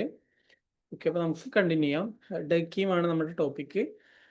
ഡർക്കീം അനോമിനെ കുറിച്ച് പറയുന്നുണ്ട്. അനോമി എന്ന് പറഞ്ഞാൽ എന്താണ്? സൊസൈറ്റിയിൽ ഡിഫറെൻ്റ് ആയിട്ടുള്ള ആളുകൾ എങ്ങനെ ഇൻ്റഗ്രേറ്റഡ് ആയിട്ടുണ്ട്, പരസ്പരമുള്ള ഒരു സോളിഡാരിറ്റി എങ്ങനെയാണ് എന്നൊക്കെ അദ്ദേഹം പറയുന്നുണ്ടല്ലോ. ഈ സോളിഡാരിറ്റിന്റെ ഓപ്പോസിറ്റ് ആയിട്ട് സംഭവിക്കുന്ന കാര്യമാണ് അനോമി എന്നുള്ളത്. സോളിഡാരിറ്റി എന്ന് പറയുമ്പോൾ നമ്മൾ സൊസൈറ്റിനോട് എത്രത്തോളം കണക്റ്റഡ് ആണ്, ഇൻ്റഗ്രേറ്റഡ് ആണ് എന്നുള്ളതാണ്. പക്ഷെ ആ ഒരു ഇൻ്റഗ്രേഷന്റെ ഓപ്പോസിറ്റ് സംഭവിക്കുന്നതാണ് എന്ത്? അതിന്റെ ഒരു ഓപ്പോസിറ്റ് ആണ് അനോമി എന്നുള്ളത്. അനോമി എന്ന് പറയുമ്പോൾ ഒരു ഡിസ്കണക്റ്റഡ്നെസ് എന്നുള്ളതാണ്. അതായത് ഒരു ഇൻഡിവിജ്വൽ സൊസൈറ്റിനോട് എത്രത്തോളം ഇന്റഗ്രേറ്റഡ് ആവുക എന്നുള്ളതാണ് സോഷ്യൽ സോളിഡാരിറ്റി. ഒരു ഡിസ്കണക്റ്റഡ് ആവുക എന്നുള്ളതാണ് അനോമി എന്നുള്ളത്. ആ രീതിയിൽ നമുക്ക് സൊസൈറ്റിനോട് ഒരു ഡിസ്കണക്റ്റഡ്നെസ് ഫീൽ ചെയ്യുക എന്നുള്ളതാണ് അനോമി എന്നുള്ളത് കൊണ്ട് ഉദ്ദേശിക്കുന്നത്. ഈ ഒരു ഡിസ്കണക്റ്റഡ്നെസ് ഏതൊക്കെ രീതിയിൽ വരുന്നു എന്നുള്ളതിനെ കുറിച്ച് പഠിക്കുകയും അതിനെക്കുറിച്ച് ഡീറ്റെയിൽ ആയിട്ട് പഠിച്ചപ്പോൾ അദ്ദേഹം അതിൽ നിന്ന് കൊണ്ടുവന്നിട്ടുള്ള ഒരു തിയറിയാണ് തിയറി ഓഫ് സൂയിസൈഡ് എന്നുള്ളത്. അതായത് സൊസൈറ്റിയിൽ എത്രത്തോളം ഇൻ്റഗ്രേഷൻ ഉണ്ട്, എത്രത്തോളം റെഗുലേഷൻ ഉണ്ട്, ഇൻഡിവിജ്വൽസ് സൊസൈറ്റിയോട് എത്രത്തോളം കണക്റ്റഡ് ആയിരിക്കുന്നു എന്നുള്ളതിൻ്റെയൊക്കെ അടിസ്ഥാനത്തിൽ എത്രത്തോളം സൂയിസൈഡ് ഉണ്ടാവുന്നു എന്നുള്ള ഒരു തിയറി അദ്ദേഹം ഫോർമുലേറ്റ് ചെയ്തതാണ്. ഓക്കെ, അപ്പൊ സൂയിസൈഡ് എന്നുള്ള ഡക്കീമിന്റെ തിയറിയെ കുറിച്ചാണ് നമ്മൾ അടുത്തായിട്ട് ഡിസ്കസ് ചെയ്യാൻ പോകുന്നത്. ഓക്കെ, അപ്പൊ എന്തുകൊണ്ട് ആളുകൾ സൂയിസൈഡ് ചെയ്യുന്നു? സൂയിസൈഡ് എന്നുള്ളത് പേഴ്സണൽ ആയിട്ടുള്ള ട്രബിൾ കൊണ്ടാണോ, സോഷ്യൽ ആയിട്ടുള്ള ഇഷ്യൂസ് കൊണ്ടാണോ, അതിനെ ഒരു പേഴ്സണൽ ഇഷ്യൂ ആയിട്ടാണോ അതോ സോഷ്യൽ ഇഷ്യൂ ആയിട്ടാണോ നമ്മൾ കാണേണ്ടത്? അതുപോലെ ഒരു ഗ്രൂപ്പിൽ നിന്ന് മറ്റൊരു ഗ്രൂപ്പിലേക്ക് വരുമ്പോൾ സൂയിസൈഡിന്റെ റേറ്റിൽ ഒരുപാട് ചേഞ്ച് ഉള്ളതായിട്ട് നമുക്ക് കാണാം. അപ്പൊ എന്തുകൊണ്ടായിരിക്കും ആ ഒരു ചേഞ്ച് സംഭവിക്കുന്നത്? ഇങ്ങനെയുള്ള കാര്യങ്ങളൊക്കെയാണ് അദ്ദേഹം അനലൈസ് ചെയ്യുന്നത്. അതായത് ഓരോ ഗ്രൂപ്പിലും നമ്മൾ നോക്കുമ്പോൾ ഡിഫറെന്റ് ലെവൽ ഓഫ് സൂയിസൈഡ് ആണ് കാണാൻ സാധിക്കുക. അപ്പൊ ആ ഒരു വേരിയേഷൻ എങ്ങനെ സംഭവിക്കുന്നു എന്നുള്ളതൊക്കെ സ്റ്റാറ്റിസ്റ്റിക്കലി പഠിക്കാനും അനലൈസ് ചെയ്യാനാണ് അദ്ദേഹം ശ്രമിക്കുന്നത്. അപ്പൊ സൂയിസൈഡ് റേറ്റ് നമ്മൾ എടുത്ത് നോക്കുമ്പോൾ നമുക്ക് പുറത്ത് കാണുന്ന ഒരു നമ്പറിനേക്കാൾ ഒരുപാട് കാര്യങ്ങൾ അതിൻ്റെ അടിയിലുണ്ട്. അതായത് social integration, social regulation, social norms, society pressure, അതേപോലെ നമ്മൾ നേരത്തെ പറഞ്ഞ പോലെ സൊസൈറ്റിയുമായിട്ട് എത്രത്തോളം ആളുകൾ ഡിസ്കണക്റ്റഡ് ആണ്, കണക്റ്റഡ് ആണ്, ഇങ്ങനെയുള്ള കുറേ കാര്യങ്ങൾ കൂടി സൂയിസൈഡ് റേറ്റിനെ സ്വാധീനിക്കുന്നുണ്ട്. അപ്പൊ ഇത്തരത്തിൽ സൂയിസൈഡ് റേറ്റിനെ സ്വാധീനിക്കുന്ന സോഷ്യൽ ആയിട്ടുള്ള കാര്യങ്ങൾ എന്താണ് എന്നുള്ളതിനെ അനലൈസ് ചെയ്യുകയാണ് ഡർക്കീം ചെയ്യുന്നത്. ഓക്കെ, അപ്പൊ ഡർക്കീം പറയുന്നത് different societies have different suicide rates. Different ആയിട്ടുള്ള കമ്മ്യൂണിറ്റീസിനെ എടുത്ത് പഠിക്കുമ്പോൾ ഡിഫറെന്റ് ആയിട്ടുള്ള സൂയിസൈഡ് റേറ്റ് ആണ് നമുക്ക് കാണാൻ സാധിക്കുക. ഈ ഒരു ഡിഫറൻസ് ഇൻഡിവിജ്വൽ ആയിട്ടുള്ള കാരണങ്ങൾ കൊണ്ടല്ല സംഭവിക്കുന്നത്, സോഷ്യൽ ആയിട്ടുള്ള കാരണങ്ങളാണ്. ഈ സോഷ്യൽ ആയിട്ടുള്ള കാരണങ്ങൾ എന്താണ്, അതിൻ്റെ ഒരു കോണ്ടെക്സ്റ്റ് എന്താണ് എന്നുള്ളത് മനസ്സിലാക്കുക എന്നുള്ളതാണ് അദ്ദേഹത്തിന്റെ തിയറി ഓഫ് സൂയിസൈഡിൽ ചെയ്യുന്നത്. ആ രീതിയിൽ സൂയിസൈഡിനെ കുറിച്ച് പഠിക്കുകയും സൂയിസൈഡിന്റെ റേറ്റിനെ കുറിച്ച് പഠിക്കുകയും ആ റേറ്റിലുള്ള ഡിഫറൻസിനെ മനസ്സിലാക്കാൻ ശ്രമിക്കുകയും ആ ഡിഫറൻസിനെ എക്സ്പ്ലെയിൻ ചെയ്യുന്ന രീതിയിലുള്ള ഒരു തിയറി പ്രപ്പോസ് ചെയ്യുകയുമാണ് അദ്ദേഹം ചെയ്യുന്നത്. ഓക്കെ,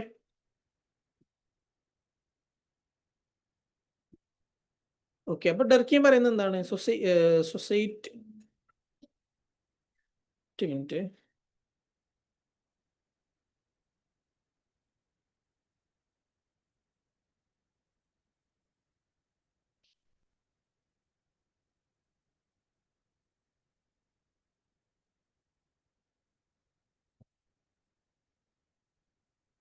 ഓക്കെ, അപ്പൊ ഡർക്കീമിന്റെ മെയിൻ തീസിസ് എന്താണ്? സൂയിസൈഡ് എന്ന് പറഞ്ഞാൽ സോഷ്യലാണ്.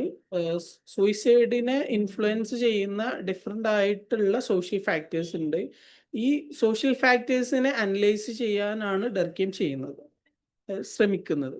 അതായത് സൂയിസൈഡ് എന്ന് പറയുമ്പോൾ നമ്മൾ സൂയിസൈഡിനെ വളരെ പേഴ്സണൽ ആയിട്ടുള്ള ഒരു ഇൻഡിവിജ്വലിസ്റ്റിക് ആയിട്ടുള്ള ഒരു കാര്യമായിട്ടാണ് ജനറലി മനസ്സിലാക്കുന്നത്, അല്ലേ? പക്ഷെ അതിന്റെ പിന്നിൽ ഒരുപാട് സോഷ്യൽ ആയിട്ടുള്ള ഫാക്ടേഴ്സ് ഉണ്ട്. ആളുകളുടെ religion, gender, geography, marital status, military affiliation, ഇങ്ങനെയുള്ള കുറേ കാര്യങ്ങൾ ഈ സൂയിസൈഡിനെ ഇൻഫ്ലുവൻസ് ചെയ്യുന്നുണ്ട്. അപ്പൊ ഈ കാര്യങ്ങൾ എന്തൊക്കെയാണ് എന്നുള്ളത് എക്സ്പ്ലെയിൻ ചെയ്യാനും അത് എങ്ങനെയാണെന്നുള്ളത് മനസ്സിലാക്കാനുമാണ് ഡർക്കീം ട്രൈ ചെയ്യുന്നത്. അപ്പൊ ഡർക്കീം സൊസൈറ്റിനെ കുറിച്ച് പഠിക്കുകയും സൂയിസൈഡിന്റെ റേറ്റിനെ കുറിച്ച് പഠിക്കുകയൊക്കെ ചെയ്യുന്ന സമയത്ത് അതിനകത്ത് അദ്ദേഹം ചില ഗ്രൂപ്പിന്റെ ഇടയിൽ സൂയിസൈഡ് കൂടുതലായിട്ടും ചിലത് കുറവായിട്ടും ഒക്കെ കാണുന്നു എന്നുള്ളതാണ്. അപ്പൊ അതിൽ ഏറ്റവും കൂടുതലായിട്ട് സൂയിസൈഡ് കാണുന്ന വിഭാഗമാണ് ഈ ഒരു സ്ലൈഡിൽ കൊടുത്തിട്ടുള്ളത്. സോൾജിയേഴ്സ്, പ്രൊട്ടസ്റ്റന്റ്സ്, അതുപോലെ single people, city dwellers, married but childless men, ഇവരുടെ ഇടയിലൊക്കെയാണ് സൂയിസൈഡ് കൂടുതൽ ആയിട്ട് അദ്ദേഹം കണ്ടത്. ഇപ്പൊ ഡർക്കിയം എന്ത് ചെയ്തതെന്ന് വെച്ചാൽ മൊത്തം സൂയിസൈഡിന്റെ ഡാറ്റ എടുക്കുകയും ആ ഡാറ്റിനെ ഓരോ കാറ്റഗറി വൈസ് ആയിട്ട് അനലൈസ് ചെയ്യുകയാണ് ചെയ്യുന്നത്. അങ്ങനെ കാറ്റഗറി വൈസ് ആയിട്ട് അനലൈസ് ചെയ്യുന്ന സമയത്തുള്ള ഒരു ഡിഫറൻസ് ആണ് അദ്ദേഹം സ്റ്റഡി ചെയ്യുന്നത്. അപ്പോൾ അദ്ദേഹം പറയുന്നത് നമ്മൾ ഓരോ കാറ്റഗറി എടുത്ത് നോക്കുന്ന സമയത്ത് ഈ വിഭാഗം ആളുകളുടെ ഇടയിലൊക്കെ സൂയിസൈഡ് കൂടുതലാണ് എന്നുള്ളതാണ്. അപ്പോൾ സൂയിസൈഡ് കൂടുതലായിട്ടുള്ളത് soldiers, Protestant, single people, men, city dwellers, married but childless എന്നീ പറയുന്ന കാറ്റഗറീസിന്റെ ഇടയിലാണ്. കുറവായിട്ടുള്ളത് ആരൊക്കെയാണ്? Catholics, married people, rural residence, parents means people with children, അതേപോലെ തന്നെ women compared to men, civilians compared to soldiers. Okay, അപ്പോൾ ഇവിടെ എന്താണ് സംഭവിക്കുന്നത്? അദ്ദേഹം സൂയിസൈഡിന്റെ റേറ്റ് എടുക്കുന്നു, എന്നിട്ട് മാരേജ്, അതേപോലെ തന്നെ സിറ്റിയിലാണോ അതോ ഗ്രാമത്തിലാണോ താമസിക്കുന്നത്, മെൻ, വുമൺ, സിവിലിയൻ ആണോ, സോൾജിയർ ആണോ, പ്രൊട്ടസ്റ്റന്റ് ആണോ, കാത്തലിക് ആണോ, ഇങ്ങനെയുള്ള കുറേ സോഷ്യൽ ഇൻഡിക്കേറ്റേഴ്സ് വെച്ചിട്ട് ഈ ഡേറ്റനെ അനലൈസ് ചെയ്യണം. അങ്ങനെ അനലൈസ് ചെയ്യുന്ന സമയത്ത് ആ ഡേറ്റയിൽ ഓരോ പാറ്റേൺ കാണുന്നു. അതായത് കുട്ടികൾ ഉണ്ടാകുന്ന ആളുകളുടെ ഇടയിൽ സൂയിസൈഡ് റേറ്റ് കുറവാണ് കമ്പയർഡ് ടു കുട്ടികളില്ലാത്തവർ. അതുപോലെ തന്നെ സ്ത്രീകളുടെ ഇടയിൽ കുറവാണ് കമ്പയർഡ് ടു മെൻ. ആ രീതിയിൽ സൂയിസൈഡിന്റെ ഡേറ്റിനെ സോഷ്യോളജിക്കലി അനലൈസ് ചെയ്യാനാണ് അദ്ദേഹം ശ്രമിക്കുന്നത്. ഓക്കെ, അപ്പോൾ ഈ ഒരു കാറ്റഗറിന്റെ ഇടയിൽ സൂയിസൈഡ് കൂടുതലായിട്ടും ഈ ഒരു കാറ്റഗറിന്റെ ഇടയിൽ കുറവായിട്ടുമാണ് അദ്ദേഹം കാണുന്നത്. എന്നിട്ട് അദ്ദേഹത്തിന്റെ ഒരു മെയിൻ ആർഗ്യുമെന്റ് ആയിട്ട് പറയുന്നത് സൂയിസൈഡ് കൂടുകയും കുറയുകയും ചെയ്യുന്നതിന് പിന്നിലുള്ള പ്രധാനപ്പെട്ട കാരണം ഒന്ന് സോഷ്യൽ ഇന്റഗ്രേഷനും ഒന്ന് സോഷ്യൽ റെഗുലേഷനുമാണ്. അതായത് സോഷ്യൽ ഇന്റഗ്രേഷൻ എത്രത്തോളം ഉണ്ട് എന്നുള്ളതും സോഷ്യൽ ഇന്റഗ്രേഷൻ എത്രത്തോളം ഉണ്ട് എന്നുള്ളതും, ഈ രണ്ട് കാര്യങ്ങളാണ് സൂയിസൈഡിന്റെ ഏറ്റക്കുറിച്ചിൽ തീരുമാനിക്കുന്നത് എന്നതാണ് അദ്ദേഹം സൂയിസൈഡിനെ കുറിച്ചിട്ടുള്ള ഡാറ്റ പഠിച്ചതിന് ശേഷം മനസ്സിലാക്കിയത്. ഓക്കെ, എന്നിട്ട് അദ്ദേഹം 4 ടൈപ്സ് ഓഫ് സൂയിസൈഡിനെ കുറിച്ച് പറയുന്നുണ്ട്. Altruistic suicide, ഇഗോയിസ്റ്റിക് suicide, anomic suicide, അതുപോലെ ഫാറ്റലിസ്റ്റിക് സൂയിസൈഡ്. ഓക്കെ, സോഷ്യൽ റെഗുലേഷൻ കൂടുതലായിട്ട് ഉണ്ടാവുന്നതാണ് ഫാറ്റലിസ്റ്റിക് സൂയിസൈഡ്. സോഷ്യൽ റെഗുലേഷൻ കുറയുമ്പോൾ ഉണ്ടാവുന്നതാണ് അനോമിക് സൂയിസൈഡ്. സോഷ്യൽ ഇന്റഗ്രേഷൻ കൂടുമ്പോൾ ഉണ്ടാവുന്നതാണ് ആൾട്രോയിസ്റ്റിക് സൂയിസൈഡ്. സോഷ്യൽ ഇന്റഗ്രേഷൻ കുറയുമ്പോൾ ഉണ്ടാവുന്നതാണ് ഈഗോയിസ്റ്റിക് സൂയിസൈഡ്. അങ്ങനെ സൂയിസൈഡിനെ സോഷ്യൽ റെഗുലേഷൻ അതുപോലെ സോഷ്യൽ ഇന്റഗ്രേഷൻ എന്നീ 2 കാര്യങ്ങളുടെ അടിസ്ഥാനത്തിൽ 4 ടൈപ്സ് ആയിട്ട് അദ്ദേഹം കാറ്റഗറൈസ് ചെയ്യാം. ഓക്കെ, അപ്പോൾ ഇവിടെ ഡർക്കിം സൂയിസൈഡിനെ കുറിച്ചിട്ടുള്ള സ്റ്റാറ്റിസ്റ്റിക്സ് അനലൈസ് ചെയ്യുകയും അതിലൂടെ ഒരു സൂയിസൈഡിനെ കുറിച്ചിട്ടുള്ള സോഷ്യോളജിക്കൽ സ്റ്റഡി കണ്ടക്ട് ചെയ്യുകയാണ് ചെയ്യുന്നത്. അദ്ദേഹം പറയുന്നത് സൂയിസൈഡ് സോഷ്യലാണ്, സോഷ്യലായിട്ടുള്ള സൂയിസൈഡിന്റെ കാരണങ്ങളെ കുറിച്ച് നമുക്ക് പഠിക്കാൻ സാധിക്കും. ഇത്തരത്തിൽ സൂയിസൈഡിനെ കുറിച്ച് സ്റ്റാറ്റിസ്റ്റിക്കലായിട്ട് സോഷ്യോളജിക്കലായിട്ട് അനലൈസ് ചെയ്തതിന് ശേഷം അതിലൂടെ സൂയിസൈഡിനെ കുറിച്ചിട്ടുള്ള ഒരു തിയറി അദ്ദേഹം പ്രപ്പോസ് ചെയ്യുകയാണ് ചെയ്യുന്നത്. ഓക്കെ, അപ്പൊ ഇത്തരത്തിൽ സൊസൈറ്റിനെ കുറിച്ച് പഠിക്കുന്നു, അതിനെക്കുറിച്ചുള്ള പാറ്റേൺസ് കണ്ടെത്തുന്നു, ഡാറ്റ വെച്ചിട്ട് അനലൈസ് ചെയ്യുന്നു, അതിന്റെ അടിസ്ഥാനത്തിൽ ഒരു തിയറി പ്രപ്പോസ് ചെയ്യുന്നു. അപ്പൊ അതിലൂടെ സോഷ്യോളജി എന്നുള്ള ഒരു സബ്ജക്റ്റിന്റെ സയന്റിഫിക് ആയിട്ടുള്ള അപ്രോച്ചിനെ വാലിഡേറ്റ് ചെയ്യാനാണ് അദ്ദേഹം ശ്രമിക്കുന്നത്. സോഷ്യോളജി എന്ന് പറയുമ്പോൾ ഒരു സയൻസ് ആണ്, ഡാറ്റ വെച്ച് സയന്റിഫിക്കലായിട്ട് തന്നെ സോഷ്യോളജിക്കൽ തിയറീസ് ഡെവലപ്പ് ചെയ്യാൻ സാധിക്കും എന്നുള്ളത് പ്രൂവ് ചെയ്യാൻ വേണ്ടിയിട്ടാണ് അദ്ദേഹം ശ്രമിക്കുന്നത്. ഓക്കെ, ഇത് 2019 ജൂണിൽ വന്നിട്ടുള്ള ക്വസ്റ്റ്യൻ ആണ്. According to Durkheim, low regulation in society will lead to which type of suicide? Low regulation ഏത് ടൈപ്പ് ഓഫ് സൂയിസൈഡിലേക്കാണ് നയിക്കുക എന്നുള്ളതാണ് ഈ ഒരു ക്വസ്റ്റ്യനിൽ ചോദിച്ചിട്ടുള്ളത്. ഇതിന്റെ ആൻസർ വരിക അനോമിക് സൂയിസൈഡ് എന്നുള്ളതാണ്. അടുത്തത് എന്താണ്? ഓക്കെ, ഇത് ഡർക്കിം റിലേറ്റഡ് ആയിട്ട് വരുന്ന വേറൊരു ക്വസ്റ്റ്യൻ ആണ്. Who rejected the idea that individual study individual psychology? അതായത് സോഷ്യോളജിസ്റ്റുകൾ ഇൻഡിവിജ്വൽ സൈക്കോളജിയാണ് പഠിക്കേണ്ടത് എന്നുള്ള ഒരു ഐഡിയനെ ആരാണ് റിജക്ട് ചെയ്തതെന്നാണ് ചോദിച്ചിട്ടുള്ളത്. ഇവിടെ നമ്മൾ ഈ ഒരു സൂയിസൈഡ് എന്നുള്ള സ്റ്റഡിന്റെ കോണ്ടെക്സ്റ്റിലാണ് ചിന്തിക്കേണ്ടത്. സൂയിസൈഡ് എന്നുള്ളത് ഒരു ഇൻഡിവിജ്വൽ സൈക്കോളജിക്കലായ പോയിന്റ് ഓഫ് വ്യൂവിൽ പഠിക്കുക എന്നതിനേക്കാൾ സോഷ്യൽ ആയിട്ടുള്ള പോയിന്റ് ഓഫ് വ്യൂവിൽ പഠിക്കണം എന്നുള്ളതാണ് ഡർക്കീം പറയുന്നത്. സൂയിസൈഡ് എന്നുള്ളത് ആളുകളുടെ ഒരു പേഴ്സണൽ സൈക്കോളജിക്കൽ ഇഷ്യൂ എന്നതിനേക്കാൾ സോഷ്യൽ ആയിട്ടുള്ള സ്ട്രക്ചറൽ ആയിട്ടുള്ള ഇഷ്യൂ ആയിട്ട് മനസ്സിലാക്കുകയും അതിനെ സോഷ്യലായിട്ട് അനലൈസ് ചെയ്യുകയും ചെയ്യണം എന്ന രീതിയിൽ അദ്ദേഹം ആർഗ്യ ചെയ്യുന്നുണ്ടല്ലോ. അതിനെക്കുറിച്ചാണ് ഈ ഒരു ക്വസ്റ്റ്യൻ റെഫർ ചെയ്യുന്നത്. ഓക്കെ, അടുത്തതായിട്ട് നമുക്ക് ഡർക്കീം റിലീജിയനെ കുറിച്ച് എന്താണ് പറയുന്നത്. ഡർക്കീമിന്റെ തിയറി ഓഫ് റിലീജിയൻ.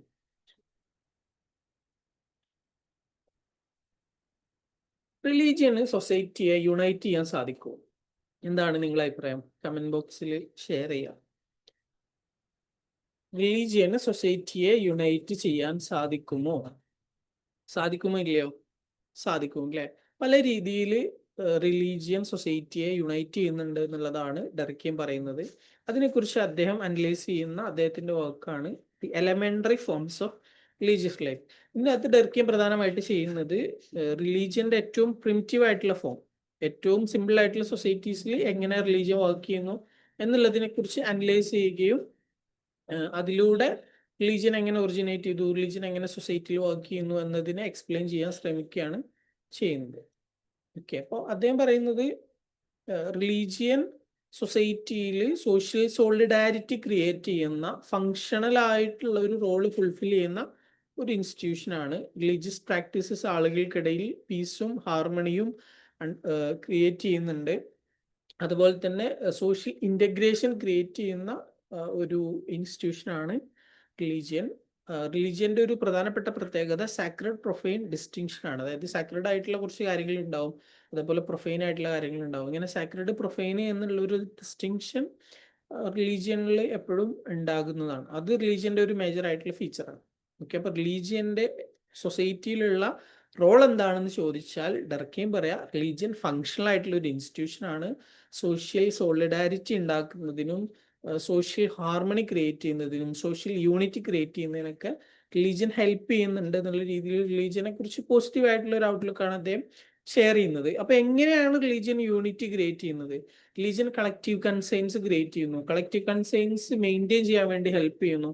അതുപോലെ തന്നെ റിലീജിയൻ ഒരു മോറൽ കമ്മ്യൂണിറ്റി ക്രിയേറ്റ് ചെയ്യുന്നു. എന്താണ് ശരി, എന്താണ് തെറ്റ് എന്നതിനെ കുറിച്ച് കോമൺ ആയിട്ടുള്ള കുറെ ഐഡിയാസ് ആളുകൾക്ക് കൊടുക്കുകയും അതിലൂടെ ഒരു കോമൺ വാല്യൂ സിസ്റ്റം ക്രിയേറ്റ് ചെയ്യുകയും കോമൺ ഐഡന്റിറ്റി ക്രിയേറ്റ് ചെയ്യുകയും ചെയ്യുന്നു. അപ്പൊ ഇങ്ങനെ കോമൺ വാല്യൂ സിസ്റ്റം ക്രിയേറ്റ് ചെയ്യുകയും കോമൺ വാല്യൂ സിസ്റ്റം ക്രിയേറ്റ് ചെയ്യുകയൊക്കെ ചെയ്യുമ്പോൾ കോമൺ വാല്യൂ സിസ്റ്റം ഐഡന്റിറ്റി ഒക്കെ ക്രിയേറ്റ് ചെയ്യുമ്പോൾ അതിലൂടെ ശരിക്കും സൊസൈറ്റി യൂണിഫൈഡ് ആവുകയാണ് ചെയ്യുന്നത്. അതുപോലെ തന്നെ റിലീജിയസ് റിച്വൽസ്, സിംബൽസ്, അതൊക്കെ കളക്റ്റീവ് കൺസൈൻസിനെ റീഇൻഫോഴ്സ് ചെയ്യുന്ന കാര്യമാണ്, സോഷ്യൽ ഇൻ്റഗ്രേഷൻ ഉണ്ടാക്കുന്ന കാര്യമാണ്. അതുപോലെ ആളുകൾക്ക് ഒരു ഐഡന്റിറ്റി കൊടുക്കുന്ന കാര്യമാണ് റിലീജിയൻ. അതുപോലെ സൊസൈറ്റിയിൽ സോഷ്യൽ കൺട്രോൾ എൻഫോഴ്സ് ചെയ്യുന്ന ഒരു കാര്യമാണ് റിലീജിയൻ. ഈ രീതിയിലൊക്കെയാണ് റിലീജിയൻ ആളുകളെ യുണൈറ്റ് ചെയ്യുന്നത് എന്ന് അദ്ദേഹം പറയുന്നു. ഓക്കെ, പിന്നെ അദ്ദേഹത്തിന്റെ elementary forms of religious life എന്നുള്ള വർക്കിൽ പ്രത്യേകമായിട്ട് ഡിസ്കസ് ചെയ്യുന്ന ഒരു കോൺസെപ്റ്റ് ആണ് ടോട്ടമിസം എന്നുള്ളത്. ടോട്ടമിസം എന്നുള്ളത് കൊണ്ട് ഉദ്ദേശിക്കുന്നത് ഏറ്റവും പ്രിമിറ്റീവ് ആയിട്ടുള്ള സൊസൈറ്റിയിലുള്ള റിലീജിയൻ എങ്ങനെ വർക്ക് ചെയ്യുന്നു എന്നുള്ളതാണ്. അദ്ദേഹം ഓസ്ട്രേലിയൻ അബോറിജിൻസിനെ കുറിച്ച് പഠിക്കുന്നു. ഓസ്ട്രേലിയയിലുള്ള ഏറ്റവും ട്രൈബൽ ആയിട്ടുള്ള ആളുകളെ കുറിച്ച് പഠിക്കുകയും അവരുടെ ഇടയിൽ റിലീജിയൻ എങ്ങനെയാണ് വർക്ക് ചെയ്യുന്നതെന്ന് മനസ്സിലാക്കുകയാണ് ചെയ്യുന്നത്. അപ്പൊ അദ്ദേഹം പറയുന്നത് അവിടെ ഓരോ ക്ലാനുകളായിരിക്കും ഉണ്ടാവുക. പ്രിമിറ്റീവ് ആയിട്ടുള്ള ട്രൈബൽ സൊസൈറ്റീസിന്റെ ഇടയിൽ ഓരോ ക്ലാനുകൾ ഉണ്ടാവും. ഈ ക്ലാനുകൾക്കൊക്കെ അവരുടേതായിട്ടുള്ള ഓരോ ടോട്ടംസ് ഉണ്ടാവും. ടോട്ടം എന്ന് പറയുമ്പോൾ അവരുടെ വിശ്വാസത്തിനെ പ്രതിനിധീകരിക്കുന്ന ഒരു ഒബ്ജക്റ്റ്. അതെന്തെങ്കിലും ഒരു ഫിസിക്കൽ ഒബ്ജക്റ്റ് ആവാം, അല്ലെങ്കിൽ ആനിമൽ ആവാം, അല്ലെങ്കിൽ ഒരു മരം ആവാം, അങ്ങനെ എന്തെങ്കിലും ഒരു കാര്യമായിരിക്കും. അവരുടെ റിലീജിയന്റെ ഒരു ഐക്കണായിട്ട് കാണുന്ന കാര്യങ്ങൾ എന്നുള്ളതാണ് ഉദ്ദേശിക്കുന്നത്. ഓക്കെ, അപ്പൊ ഇത്തരത്തിൽ ഓരോ ക്ലാനുകൾക്കും അവരുടേതായിട്ടുള്ള ഓരോ ഐക്കൺസ് ഉണ്ടാവുന്നു. ആ ഐക്കൺസിനെ അവർ വർഷിപ്പ് ചെയ്യുന്നു. ഈ ക്ലാനുകൾ ഈ ഐക്കൺസിനെ വർഷിപ്പ് ചെയ്യുന്നതിലൂടെ ആക്ച്വലി ആ ക്ലാനിന്റെ ഉള്ളിലുള്ള യൂണിറ്റി വർദ്ധിക്കുകയാണ് ചെയ്യുന്നത് എന്നതാണ് അദ്ദേഹം പറയുന്നത്. ഓക്കെ, അപ്പോൾ ഡർക്കീം ഓസ്ട്രേലിയൻ അബോറിജിൻസിനെ കുറിച്ച് പഠിക്കുന്നു, അവരുടെ ഇടയിൽ റിലീജിയൻ എങ്ങനെയാണ് വർക്ക് ചെയ്യുന്നത് എന്ന് പഠിക്കുന്നു. അപ്പൊ അദ്ദേഹത്തിന് അവിടെ കാണാൻ സാധിക്കുന്നത് അവിടെ ഓരോ ക്ലാനുകൾക്കും അവരുടേതായിട്ടുള്ള ഓരോ ടോട്ടം ഉണ്ടാവും. ടോട്ടം എന്ന് പറയുമ്പോൾ അവരുടെ റിലീജിയസ് ബിലീഫ്സിനെ റെപ്രസെന്റ് ചെയ്യുന്ന രീതിയിലുള്ള കാര്യം. അത് എന്തെങ്കിലും ആനിമൽ ആവാം, ഒബ്ജക്റ്റ് ആവാം, എന്തെങ്കിലും ഒരു സിമ്പിൾ ആവാം. ആ ഒരു സിമ്പിൾ എന്ന് പറയുന്നത് അവരുടെ വിശ്വാസത്തിന്റെ ഒരു റെപ്രസെന്റേഷൻ ആണ്. അപ്പൊ അതിനെ അവർ ആരാധിക്കുന്നതിലൂടെ അവരുടെ ക്ലാൻ യൂണിറ്റിയാണ് അവിടെ റീഇൻഫോഴ്സ് ചെയ്യപ്പെടുന്നത്. അപ്പൊ അവർ ടോട്ടത്തിനെ ആരാധിക്കുക എന്നുള്ളത് ആക്ച്വലി ക്ലാനിനെ തന്നെ ആരാധിക്കുകയാണ് എന്ന രീതിയിലാണ് ഡർക്കിം കാണുന്നത്. ഓക്കെ, അപ്പൊ നമ്മൾ പറഞ്ഞു ടോട്ടമിസം എന്നുള്ള കോൺസെപ്റ്റിനെ കുറിച്ച് the elementary forms of religious life എന്നുള്ള ബുക്കിനകത്ത് ഡർക്കിം പറയുന്നുണ്ട് എന്നുള്ളത്. പക്ഷെ ടോട്ടമിസം എന്നുള്ള ബുക്ക് ആരാണ് എഴുതിയത്? ഡർക്കിം ആണോ? ഡർക്കിം അല്ല. പിന്നെ ആരാണ് എഴുതിയത് എന്നുള്ളത് നിങ്ങൾ കമന്റ് ചെയ്യാം കേട്ടോ. ഓക്കെ, പിന്നെ റിലീജിയനെ കുറിച്ച് ഡർക്കീമിന്റെ തിയറിയിൽ വരുന്ന അടുത്തൊരു കോൺസെപ്റ്റ് ആണ് സാക്രഡ് ആൻഡ് പ്രൊഫൈൻ എന്നുള്ളത്. അദ്ദേഹം പറയുന്നത് എല്ലാ സൊസൈറ്റീസും, അതായത് റിലീജിയസ് ആയിട്ടുള്ള സൊസൈറ്റീസ് സാക്രഡ് പ്രൊഫൈൻ എന്നിങ്ങനെ രണ്ടായിട്ടുള്ള ഒരു ഡിവിഷൻ ആ സൊസൈറ്റീസിൽ നമുക്ക് കാണാൻ സാധിക്കും. സാക്രഡ് എന്ന് പറയുമ്പോൾ അവരെന്താണോ റിലീജിയസ്ലി ഹൈ ആയിട്ട് കാണുന്നത്, സാക്രഡ് ആയിട്ട് കാണുന്നത്, അതുമായി ബന്ധപ്പെട്ടുകൊണ്ടുള്ള അവരുടെ ബിലീഫ്സ്, അവരുടെ റിച്വൽസ്, അതിനൊക്കെയാണ് സാക്രഡ് എന്ന് പറയുക. പ്രൊഫൈൻ എന്ന് പറയുമ്പോൾ അതിൽ നിന്ന് മാറിയിട്ടുള്ള അവരുടെ ഓർഡിനറി ലൈഫ്. ഓക്കെ, അപ്പൊ റിലീജിയസ് ആയിട്ടുള്ള കമ്മ്യൂണിറ്റീസിനെ സംബന്ധിച്ചിടത്തോളം സാക്രഡ് ആയിട്ടുള്ള കാര്യങ്ങൾ ഒരു ഭാഗത്തുണ്ടാവും, പ്രൊഫൈൻ ആയിട്ടുള്ള കാര്യങ്ങൾ ഒരു ഭാഗത്തുണ്ടാവും. സാക്രഡ് എന്ന് പറയുമ്പോൾ അവരുടെ വിശ്വാസങ്ങൾ, അതുമായി ബന്ധപ്പെട്ട കാര്യങ്ങൾ. പ്രൊഫൈൻ എന്ന് പറയുമ്പോൾ എവറിഡേ ലൈഫ്. ഈ ഒരു ഡിസ്റ്റിങ്ഷൻ എപ്പോഴും ഉണ്ടാവും. സാക്രഡിന്റെ അടുത്ത് വരുമ്പോൾ അവർ പ്രത്യേകമായിട്ടുള്ള ഒരു റെവറൻസോട് കൂടെ ആയിരിക്കും പെരുമാറുന്നത്. ഓക്കെ, അപ്പൊ ഈ സാക്രഡ് പ്രൊഫൈൻ എന്നുള്ള ഡിസ്റ്റിങ്ഷൻ ടർക്കീമിന്റെ റിലീജിയനെ കുറിച്ചുള്ള തിയറിയിൽ പറയുന്ന ഒരു കോൺസെപ്റ്റാണ്. ഓക്കെ, അപ്പൊ സാക്രഡിന് സ്പിരിച്വൽ ആയിട്ടുള്ള സിഗ്നിഫിക്കൻസ് ഉണ്ട്. അതിലേക്ക് ചില ആളുകൾക്ക് മാത്രമുള്ള എക്സ്ക്ലൂസീവ് ആയിട്ടുള്ള ആക്സസ് ഉണ്ടാവും. അതുപോലെ തന്നെ ഇപ്പോൾ പ്രീസ്റ്റുകൾ ഉണ്ടല്ലോ, പ്രീസ്റ്റുകൾ ചില റിച്വൽസിന് പ്രീസ്റ്റുകൾക്ക് ഒരു എക്സ്ക്ലൂസീവ് ആക്സസ് ഉണ്ടാവുന്നില്ലേ? അതെന്താണ്? അവർക്ക് ഒരു പ്രത്യേകമായിട്ടുള്ളൊരു സാക്രഡ് ആയിട്ടുള്ള സിഗ്നിഫിക്കൻസ് ഉണ്ടാവുന്നതുകൊണ്ടാണ്. അതുപോലെ തന്നെ അവർക്ക് സാക്രഡ് റിലേറ്റഡ് ആയിട്ടുള്ള റിച്വലുകൾ ഉണ്ടാവുന്നു. ആ റിച്വലുകൾ അവരെ കൂടുതൽ യൂണിറ്റി ഉണ്ടാക്കുന്ന ഒരു കാര്യമായിരിക്കും. ഓക്കെ, പ്രൊഫൈൻ എന്ന് പറഞ്ഞാൽ എവറിഡേ ലൈഫ് എന്നാണ്. പ്രാക്ടിക്കൽ യൂട്ടിലിറ്റി, എല്ലാവർക്കും ആക്സസ് ഉള്ള കാര്യങ്ങൾ, മുണ്ടൈൻ ഡെയിലി ലൈഫ്. അതായത് നമ്മൾ ജോലിക്ക് പോകുന്നു, അല്ലെങ്കിൽ നമ്മുടെ ഡെയിലി ലൈഫ്, നമ്മുടെ മാർക്കറ്റ്, നമ്മളവിടെ പോയി സാധനം മേടിക്കുന്നു, ഇതൊക്കെ നമ്മുടെ എവറിഡേ ലൈഫിന്റെ ഭാഗമായിട്ട് നടക്കുന്ന കാര്യങ്ങളാണ്. അതൊക്കെ പ്രൊഫൈൻ ആയിട്ടുള്ള കാര്യങ്ങളാണ്. പക്ഷെ നമ്മൾ അമ്പലത്തിൽ പോകുന്നതും അവിടെ പ്രാർത്ഥിക്കുന്നതും അതൊക്കെ സാക്രഡ് ആയിട്ടുള്ള കാര്യമാണ്. അപ്പോൾ റിലീജിയസ് ആയിട്ടുള്ള സൊസൈറ്റിയിൽ സാക്രഡ് പ്രൊഫൈൻ എന്നുള്ള ഡിസ്റ്റിങ്ഷൻ ഉണ്ടാവും. മാർക്കറ്റിൽ പോകുമ്പോൾ ഒരാൾ എങ്ങനെയാണ് ബിഹേവ് ചെയ്യുക, അങ്ങനെയല്ല സാക്രഡ് ആയിട്ടുള്ള ഒരു ടെമ്പിളിൽ പോകുമ്പോൾ ബിഹേവ് ചെയ്യുക. രണ്ട് സ്ഥലത്തും രണ്ട് രീതിയിൽ ബിഹേവ് ചെയ്യുന്നത് ഈ സാക്രഡ് പ്രൊഫൈൻ എന്നുള്ള ഒരു ഡിസ്റ്റിങ്ഷൻ ഉള്ളത് കൊണ്ടാണെന്ന് അദ്ദേഹം പറയും. ഓക്കെ, പിന്നെ ഇതിന്റെ റിലേറ്റഡ് ആയിട്ട് വരുന്ന അടുത്തൊരു കോൺസെപ്റ്റ് ആണ് കളക്റ്റീവ് എഫർവസൻസ് എന്നുള്ളത്. ഇതിനോട് ഉദ്ദേശിക്കുന്നത് ഒരേപോലെയുള്ള റിച്വലിൽ ഒരേ സമയം ആളുകൾ പാർട്ടിസിപ്പേറ്റ് ചെയ്യുമ്പോൾ അവർക്ക് ഉണ്ടാവുന്ന ഒരു ബോണ്ട്, അവർക്കിടയിൽ ഉണ്ടാവുന്ന ഒരു കണക്ഷൻ എന്നുള്ളതാണ്. ഇപ്പോൾ ഇവിടെ നിങ്ങൾ ഈ ഒരു സ്ലൈഡിൽ കാണുന്നത് വിവിധ മതങ്ങളിലുള്ള ആളുകൾ കൂട്ടായിട്ട് പ്രാർത്ഥിക്കുന്നതാണ്. അപ്പൊ ഇങ്ങനെ കൂട്ടായിട്ട് പ്രാർത്ഥിക്കുന്ന സമയത്ത് അവർക്ക് ആ ഒരു കൂട്ടത്തിനോട്, അവർ ചെയ്യുന്ന കാര്യത്തിനോട് ഉണ്ടാവുന്ന ഒരു കണക്ഷൻ ഉണ്ട്. അതിനെയാണ് കളക്റ്റീവ് എഫർവസൻസ് എന്ന് പറയുക. അല്ലെ, ഇപ്പൊ ഹജ്ജ് നിങ്ങൾ കണ്ടിട്ടുണ്ടാവും. അതുപോലെ തന്നെ ഈ കുംഭമേള, അതുപോലെ തന്നെ ഈ വേളാങ്കണ്ണിയിലുള്ള തീർത്ഥാടനം, അതല്ലെങ്കിൽ പിന്നെ പൊങ്കാല, ഇങ്ങനെയുള്ള കാര്യങ്ങളുണ്ടല്ലോ. അതായത് ഒരുപാട് ആളുകൾ ഒരുമിച്ച് ചെയ്യുന്ന രീതിയിലുള്ള റിലീജിയസ് റിച്വൽസ്, അങ്ങനെയുള്ള കാര്യങ്ങൾ ചെയ്യുമ്പോൾ ആ ഒരു സ്ഥലത്ത് പാർട്ടിസിപ്പേറ്റ് ചെയ്യുന്ന ആളുകൾക്കൊക്കെ ഒരു പ്രത്യേകമായിട്ടുള്ള വിശ്വാസമാണുള്ളത്. ആ വിശ്വാസം അവർക്കിടയിൽ ഒരു കണക്ഷൻ ഉണ്ടാക്കുന്നു എന്നുള്ളതാണ് കളക്റ്റീവ് എഫർവസൻസ് എന്നുള്ളത് കൊണ്ട് ഉദ്ദേശിക്കുന്നത്. ഓക്കെ, അപ്പോൾ എങ്ങനെയാണ് വരിക സൊസൈറ്റിയിൽ ഏറ്റവും സെൻട്രൽ ആയിട്ടുള്ള കാര്യം സാക്രഡ് ആയിട്ടുള്ള കാര്യമായിരിക്കും.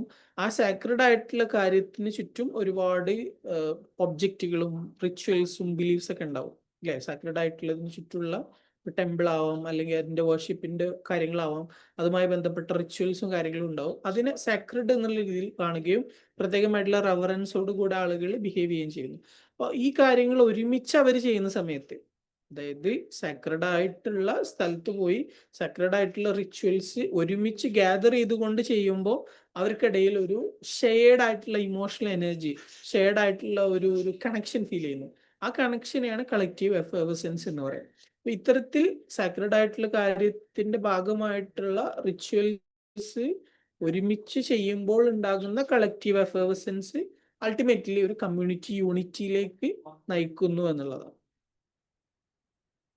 ഓക്കെ, അപ്പൊ ഇവിടെ സൊസൈറ്റിനെ തന്നെ സ്വയം വർഷിപ്പ് ചെയ്യുകയാണോ എന്ന് ചോദിച്ചു കഴിഞ്ഞാൽ അതെ, സൊസൈറ്റിനെ തന്നെയാണ് വർഷിപ്പ് ചെയ്യുന്നത്. ക്ലാന്റെ വാല്യൂസും അതുപോലെ തന്നെ ക്ലാന്റെ ബിലീഫ്സും ഒക്കെ റീഇൻഫോഴ്സ് ചെയ്യാൻ വേണ്ടിയിട്ടുള്ള ഒരു മെക്കാനിസം ആണ് റിലീജിയൻ എന്ന രീതിയിലാണ് ഡർക്കിം അദ്ദേഹത്തിന്റെ elementary forms of religious life എന്ന വർക്കിൽ ആർഗ്യൂ ചെയ്യുന്നത്. ഓക്കെ, ഇത് 2019 ജൂണിൽ വന്നൊരു ക്വസ്റ്റ്യൻ ആണ്. ഇതില് in which community did Durkheim examine totemism? Durkheim ഏത് സൊസൈറ്റിയിലാണ് ടോട്ടമിസത്തിനെ കുറിച്ച് എക്സാമിൻ ചെയ്തതെന്നാണ് ചോദിച്ചിട്ടുള്ളത്. ഓസ്ട്രേലിയൻ അരുണ്ട കമ്മ്യൂണിറ്റിനെ കുറിച്ചാണ് അദ്ദേഹം പഠിച്ചിട്ടുള്ളത്. ഇത് 2022 ഡിസംബറിൽ വന്നിട്ടുള്ള ക്വസ്റ്റ്യൻ ആണ്. Which of the following statements are true? ഇത് ഡർക്കീമിന്റെ റിലീജിയനുമായി ബന്ധപ്പെട്ട് വന്നിട്ടുള്ള ഒരു ക്വസ്റ്റ്യൻ ആണ്. ഒന്നാമത്തെ സ്റ്റേറ്റ്മെന്റ് ഏതാണ്? Durkheim did not believe that gods are man made symbols. അപ്പൊ അത് റോങ് ആണ്. Durkheim thought that all religions originated in totemism. എല്ലാ റിലീജിയൻസും ഒറിജിനേറ്റ് ചെയ്യുന്നത് ടോട്ടമിസത്തിൽ നിന്നാണെന്ന് ഡർക്കീം ചിന്തിച്ചു എന്നാണ് പറയുന്നത്. അത് ശരിയായിട്ടുള്ള സ്റ്റേറ്റ്മെന്റ് ആണ്. പിന്നെ മൂന്നാമത്തെ statement Durkheim study religious practices African tribes. African അല്ല, ഓസ്ട്രേലിയൻ ആണ്. അത് റോങ് ആണ്. Durkheim offered a theological explanation of religion. Theological അല്ല, സോഷ്യോളജിക്കൽ ആണ്. Durkheim did not believe that tribe he studied represented a stage of evolution that every society should pass. എല്ലാ സൊസൈറ്റിയും കടന്നു പോകേണ്ട ഒരു സ്റ്റേജ് ആണ് അദ്ദേഹം കണ്ട ഒരു ടോട്ടമിസത്തിന്റെ സ്റ്റേജ് എന്ന രീതിയിൽ അദ്ദേഹം ബിലീവ് ചെയ്യുന്നില്ല എന്നാണ് പറയുന്നത്. പക്ഷെ അദ്ദേഹം അങ്ങനെ ബിലീവ് ചെയ്യുന്നുണ്ട്. അതാണ് ബിയിൽ പറയുന്നത് all religion originated in totemism എന്നുള്ളത്. പിന്നെ ടോട്ടം റെഫേഴ്സ് ടു, ഇത് 2022 ഡിസംബറിൽ തന്നെ വന്നിട്ടുള്ള ക്വസ്റ്റ്യൻ ആണ്. എന്താണ് പറയുന്നത്? Totem refers to C and E ആണ് ആൻസർ ആയിട്ട് വരിക. Animals, plants, other objects which are held in special regard. ഇതിൽ പറയുന്നത് എന്താണ്? An object different from ordinary that creates an attitude of reference. അതായത് അവരുടെ ഒരു എവറിഡേ ലൈഫിൽ നിന്ന് ഡിസ്റ്റിങ്ക്റ്റ് ആയിരിക്കും, ഓർഡിനറിയിൽ നിന്ന് ഡിഫറെന്റ് ആയിരിക്കും. അതിനോട് പ്രത്യേകമായിട്ടുള്ള ഒരു റെഫറൻസ് ആളുകൾ കീപ്പ് ചെയ്യും. അതാണ് ടോട്ടമിന്റെ പ്രത്യേകത. പിന്നെ എന്താ പറയുന്നത്? who among the following urges that major function of religion is to maintain order in society? റിലീജിയന്റെ ഒരു മെയിൻ ഫംഗ്ഷൻ തന്നെ സൊസൈറ്റിയിൽ ഓർഡർ ക്രിയേറ്റ് ചെയ്യാണ് എന്ന രീതിയിൽ പറഞ്ഞത് ആരാണെന്നാണ് ചോദിച്ചിട്ടുള്ളത്. Again Durkheim. അതുപോലെ തന്നെ റിലീജിയനെ unified system of beliefs and practices relative to sacred things എന്ന രീതിയിൽ പറയുന്നത് ആരാണെന്നാണ് ചോദിച്ചിട്ടുള്ളത്. ഡർക്കീം. ഓക്കെ, 2023 ഡിസംബറിൽ വന്ന ക്വസ്റ്റ്യൻ ആണ്. Totemism is a belief in an object vested with spiritual power എന്നുള്ളതാണ്. ഇത് 2023 ഡിസംബറിൽ വന്ന ക്വസ്റ്റ്യൻ ആണ്. Which book of Durkheim is devoted to close and careful analysis of primitive religion? അപ്പോൾ ഡർക്കീം റിലീജിയനെ കുറിച്ച് അനലൈസ് ചെയ്തിട്ടുള്ള വർക്ക് ഏതാണെന്നാണ് ചോദിച്ചിട്ടുള്ളത്. Elementary forms of religious life എന്നാണ് ആൻസർ ആയിട്ട് വരാം. അടുത്തത് എലമെന്ററി ഫോംസ് ഓഫ് റിലീജിയസ് ലൈഫിനെ കുറിച്ചിട്ടുള്ള ക്വസ്റ്റ്യൻ ആണ്. Durkheim refutes Kantian epistemology as it is based on idealistic and aprioristic assumption. ഇത് 2024 ഡിസംബറിൽ വന്നുള്ള ക്വസ്റ്റ്യൻ ആണ്. The god of the clan can be nothing but the clan itself. God of the clan is actually clan itself. Societies worshipping itself എന്നുള്ള ഒരു സംഭവമാണ് ഇവിടെ വരുന്നത്. Okay, അപ്പോൾ റിലീജിയൻ ആണ് പ്രിമിറ്റീവ് സൊസൈറ്റിയിൽ ഭയങ്കര ഡോമിനന്റ് ആയിട്ടുണ്ടായിരുന്നത്. സൊസൈറ്റിയെ യൂണിഫൈ ചെയ്തിരുന്ന ഒരു കാര്യം റിലീജിയൻ ആയിരുന്നു. പക്ഷെ റിലീജിയൻ വീക്ക് ആവുകയാണെങ്കിൽ മോഡേൺ സൊസൈറ്റിയിൽ പിന്നെ ആരാണ് സൊസൈറ്റിയെ യുണൈറ്റ് ചെയ്യുന്നത്? അതിന്റെ ആൻസർ എഡ്യൂക്കേഷൻ എന്നുള്ളതാണ്. ഡർക്കീം പറയുന്നത് എഡ്യൂക്കേഷൻ ആണ് മോഡേൺ സൊസൈറ്റിയിൽ ഈ പറയുന്ന രീതിയിൽ കളക്റ്റീവ് കൺസൈൻസ് ക്രിയേറ്റ് ചെയ്യുകയും സൊസൈറ്റിയിൽ യൂണിറ്റിയും സോൾഡാരിറ്റിയും ഒക്കെ ഉണ്ടാക്കുകയും ചെയ്യുന്നത്. അതുപോലെ തന്നെ സൊസൈറ്റിക്ക് വേണ്ട ഒരു ഒബീഡിയൻസും ഡിസിപ്ലിനും ഒക്കെ ഒരു തലമുറയിൽ നിന്ന് അടുത്തൊരു തലമുറയിലേക്ക് പാസ് ഓൺ ചെയ്യുന്നത് എഡ്യൂക്കേഷനാണ്. ഓക്കെ, ആ രീതിയിൽ റിലീജിയൻ സൊസൈറ്റിയിൽ ക്രിയേറ്റ് ചെയ്തിട്ടുണ്ടായിരുന്ന യൂണിറ്റി, ഇന്റഗ്രിറ്റി, ഇതൊക്കെ ക്രിയേറ്റ് ചെയ്യുന്ന മോഡേൺ സൊസൈറ്റിയിലുള്ള ഇൻസ്റ്റിറ്റ്യൂഷൻ എഡ്യൂക്കേഷൻ ആണെന്നാണ് അദ്ദേഹം പറയുന്നത്. കാരണം സൊസൈറ്റിയുടെ വാല്യൂസ് ഒരു തലമുറയിൽ നിന്ന് അടുത്ത തലമുറയിലേക്ക് കൈമാറുന്നത് എഡ്യൂക്കേഷനിലൂടെയാണ്. എഡ്യൂക്കേഷനിലൂടെ അത്തരത്തിൽ വാല്യൂ കൈമാറാൻ സാധിച്ചാൽ മാത്രമേ സൊസൈറ്റിക്ക് നിലനിൽക്കാൻ സാധിക്കുള്ളൂ. അതുകൊണ്ട് തന്നെ മോറൽ എഡ്യൂക്കേഷനെ കുറിച്ച് അദ്ദേഹം പറയുന്നത് സൊസൈറ്റി നിലനിൽക്കുന്നതിന് വേണ്ടി ഏറ്റവും ഫൗണ്ടേഷണൽ ആയിട്ട് ഉണ്ടാവേണ്ട ഒരു കാര്യം എന്നുള്ളതാണ്. അതായത് എഡ്യൂക്കേഷനിലൂടെ ഒരു തലമുറയിൽ നിന്ന് അടുത്ത തലമുറയിലേക്ക് വാല്യൂസ് ട്രാൻസ്ഫർ ചെയ്യാം. അതുപോലെ തന്നെ സൊസൈറ്റിയിൽ ഡിവിഷൻ ഓഫ് ലേബർ വേണമെന്ന് പറഞ്ഞല്ലോ. അപ്പോൾ ആ ഡിവിഷൻ ഓഫ് ലേബറിൽ ഡിഫറെൻ്റ് ആയിട്ടുള്ള ആളുകൾ ഡിഫറെൻ്റ് ആയിട്ടുള്ള സ്കില്ലുകൾ ഫോക്കസ് ചെയ്യുമ്പോൾ ആ ഒരു സ്കില്ലിന് വേണ്ട ട്രെയിനിങ് എഡ്യൂക്കേഷൻ കൊടുക്കുന്നു. അതുപോലെ തന്നെ സൊസൈറ്റിയുടെ ഒരു കളക്റ്റീവ് കൺസൈൻസ് അനുസരിച്ച് ജീവിക്കുന്നതിനുള്ള ട്രെയിനിങ് ആളുകൾക്ക് കിട്ടുന്നത് എഡ്യൂക്കേഷനിലൂടെയാണ്. ഇത് 2019 ജൂണിൽ വന്ന ക്വസ്റ്റ്യൻ ആണ്. Who has defined education as the action exercised by the older generation upon those who are not yet ready for social life? Social ലൈഫിന് റെഡി ആവാത്തവരുടെ മുകളിൽ ഓൾഡർ ജനറേഷൻ എക്സസൈസ് ചെയ്യുന്ന ഒരു ആക്ഷൻ ആണ് എഡ്യൂക്കേഷൻ. അടുത്ത which of the following sociologists is known for emphasising the relation of morality and education. മൊറാലിറ്റിയും എഡ്യൂക്കേഷനും തമ്മിലുള്ള കണക്ഷൻ ആരാണ് എംഫസൈസ് ചെയ്തതെന്നാണ് ചോദിച്ചിട്ടുള്ളത്. ഇതിൽ ഡർക്കീമും ഡിവേ എന്നുള്ള സ്കോളറാണ് വരിക. ഡർക്കീം മോറൽ എഡ്യൂക്കേഷനെ കുറിച്ച് പറഞ്ഞതാണ് ഇവിടെ സൂചിപ്പിക്കുന്നത്. ഓക്കെ, പിന്നെ നമ്മൾ അവസാനമായിട്ട് മനസ്സിലാക്കേണ്ടത് ഡക്കീമിന്റെ മെത്തഡോളജിനെ കുറിച്ചാണ്. ഡക്കീം ഒരു പോസിറ്റിവിസ്റ്റ് അപ്രോച്ചാണ് കീപ്പ് ചെയ്യുന്നത്. ഫങ്ഷണലിസ്റ്റ് പെർസ്പെക്റ്റീവിൽ നിന്നുകൊണ്ടാണ് സൊസൈറ്റിയെ മനസ്സിലാക്കാൻ ശ്രമിക്കുന്നത്. സോഷ്യോളജിന്റെ സബ്ജക്ട് മാറ്റർ ആയിട്ട് ഡർക്കീം പറയുന്നത് സോഷ്യൽ ഫാക്ട്സിനെയാണ്. സോഷ്യൽ ഫാക്ട്സിനെ കുറിച്ച് പഠിക്കുന്നതിലൂടെ സൊസൈറ്റിയെ കുറിച്ചിട്ടുള്ള യൂണിവേഴ്സൽ ആയിട്ടുള്ള ലോസ് കണ്ടെത്താൻ സാധിക്കും എന്നുള്ളതാണ് അദ്ദേഹം പറയുന്നത്. അതുപോലെ തന്നെ ഒരു കമ്പാരിറ്റീവ് മെത്തേഡിനെ അദ്ദേഹം പ്രൊമോട്ട് ചെയ്യുന്നുണ്ട്. അതുപോലെ സൊസൈറ്റിന്റെ ഒരു പ്രൈമസിക്ക് ഇമ്പോർട്ടൻസ് കൊടുത്തുകൊണ്ടുള്ള രീതിയിലാണ് അദ്ദേഹത്തിന്റെ എല്ലാ തിയറീസും ഉള്ളത്. ഓക്കെ, പിന്നെ അദ്ദേഹത്തിന്റെ ഒരു മെത്തഡോളജിക്കൽ ആയിട്ടുള്ള സംഭവമാണ് മൾട്ടിവേരിയറ്റ് അനാലിസിസ്. ഇതുകൊണ്ട് ഉദ്ദേശിക്കുന്നത് ഒരേ സമയം ഇപ്പൊ എന്തൊരു കാര്യത്തിനെ കുറിച്ച് നമ്മൾ പഠിക്കുമ്പോഴും ആ കാര്യത്തിനെ സ്വാധീനിക്കുന്ന ഡിഫറെന്റ് ആയിട്ടുള്ള വേരിയബിൾസ് ഉണ്ടാവും. ഈ ഡിഫറെന്റ് വേരിയബിൾസിനെ ഒരേ സമയം അനലൈസ് ചെയ്യുക എന്നുള്ളതാണ് മൾട്ടിവേരിയറ്റ് അനാലിസിസ് എന്ന് പറയുന്നത്. ഇപ്പൊ നമ്മൾ സൂയിസൈഡിന്റെ കേസ് കണ്ടു. സൂയിസൈഡ് എന്നുള്ള ഒരു കാര്യത്തിനെ കുറിച്ച് പഠിക്കണം. അപ്പൊ അവിടെ മാരേജ്, അല്ലെങ്കിൽ സിറ്റിയിലാണോ അർബനിലാണോ ജീവിക്കുന്നത്, കാത്തലിക് ആണോ പ്രൊട്ടസ്റ്റന്റ് ആണോ, പട്ടാളക്കാരനാണോ സിവിലിയൻ ആണോ, ഇങ്ങനെ കുറേ കാര്യങ്ങൾ, കുറേ വേരിയബിൾസ് എടുത്തിട്ട് അതൊക്കെ എങ്ങനെയാണ് സൂയിസൈഡിനെ എഫക്ട് ചെയ്യുന്നത് എന്നുള്ള രീതിയിൽ അവിടെ സ്റ്റഡി ചെയ്യാണ് ചെയ്യുന്നത്. അതിനെയാണ് മൾട്ടിവേരിയറ്റ് അനാലിസിസ് എന്ന് പറയാം. ഓക്കെ, പിന്നെ അടുത്തതായിട്ടുള്ളത് ഡർക്കീമിൽ സൊസൈറ്റിന്റെ ഒരു എവല്യൂഷനെ കുറിച്ചും അതിന്റെ ഒരു സീക്വൻസിനെ കുറിച്ചും പറയുന്നുണ്ട്. അതിനെ കുറിച്ചാണ് ഇനി നമുക്ക് ഡിസ്കസ് ചെയ്യാനുള്ളത്. അതിനെക്കുറിച്ച് വന്നിട്ടുള്ള 2023 ഒരു ക്വസ്റ്റൻ ആണ് ഇവിടെ തന്നിട്ടുള്ളത്. Durkheim outline a classification of societies, arrange these societies in proper sequence. അപ്പോൾ ഡർക്കീം തന്നൊരു സീക്വൻസ് എങ്ങനെയാണോ അങ്ങനെ ഇതിനെ അറേഞ്ച് ചെയ്യാനാണ് തന്നിട്ടുള്ളത്. Simple society, simple polysegment society, simply compounded polysegment society, doubly compounded polysegment society, ഇങ്ങനെ 4 കാറ്റഗറിയാണ് തന്നിട്ടുള്ളത്. ഇതിനെ ഒരു ഡർക്കീം തന്ന ഓർഡറിൽ കൊടുക്കാനാണ് പറഞ്ഞിട്ടുള്ളത്. ഓക്കെ,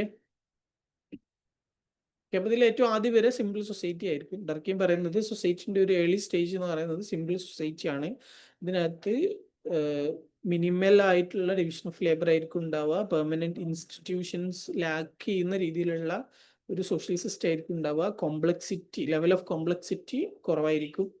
അതിൽ നിന്ന് അടുത്തൊരു സ്റ്റേജിലേക്ക് വരുമ്പോൾ അതിനെ സിമ്പിൾ പോളിസെഗ്മെന്റ് സൊസൈറ്റി എന്നാണ് അദ്ദേഹം വിളിക്കുന്നത്. അവിടെ ഡിവിഷൻ ഓഫ് ലേബർ ഒരു റുഡിമെന്ററി ലെവലിലായിരിക്കും ഉണ്ടാവുക. കിൻഷിപ്പിനെയും ലീനിയേജിനെയും ഒക്കെ അനുസരിച്ച് കൊണ്ടുള്ള സോഷ്യൽ ഓർഗനൈസേഷൻ ആയിരിക്കും ഉണ്ടാവുക. സോഷ്യൽ ഓർഗനൈസേഷൻസും സോഷ്യൽ ഹെറാർക്കീസും ഒക്കെ അതിൻ്റെ ഒരു ബേസിക് ലെവലിലായിരിക്കും ഉണ്ടാവുക. കോംപ്ലക്സ് ആയിട്ടുള്ള രീതിയിലായിരിക്കില്ല.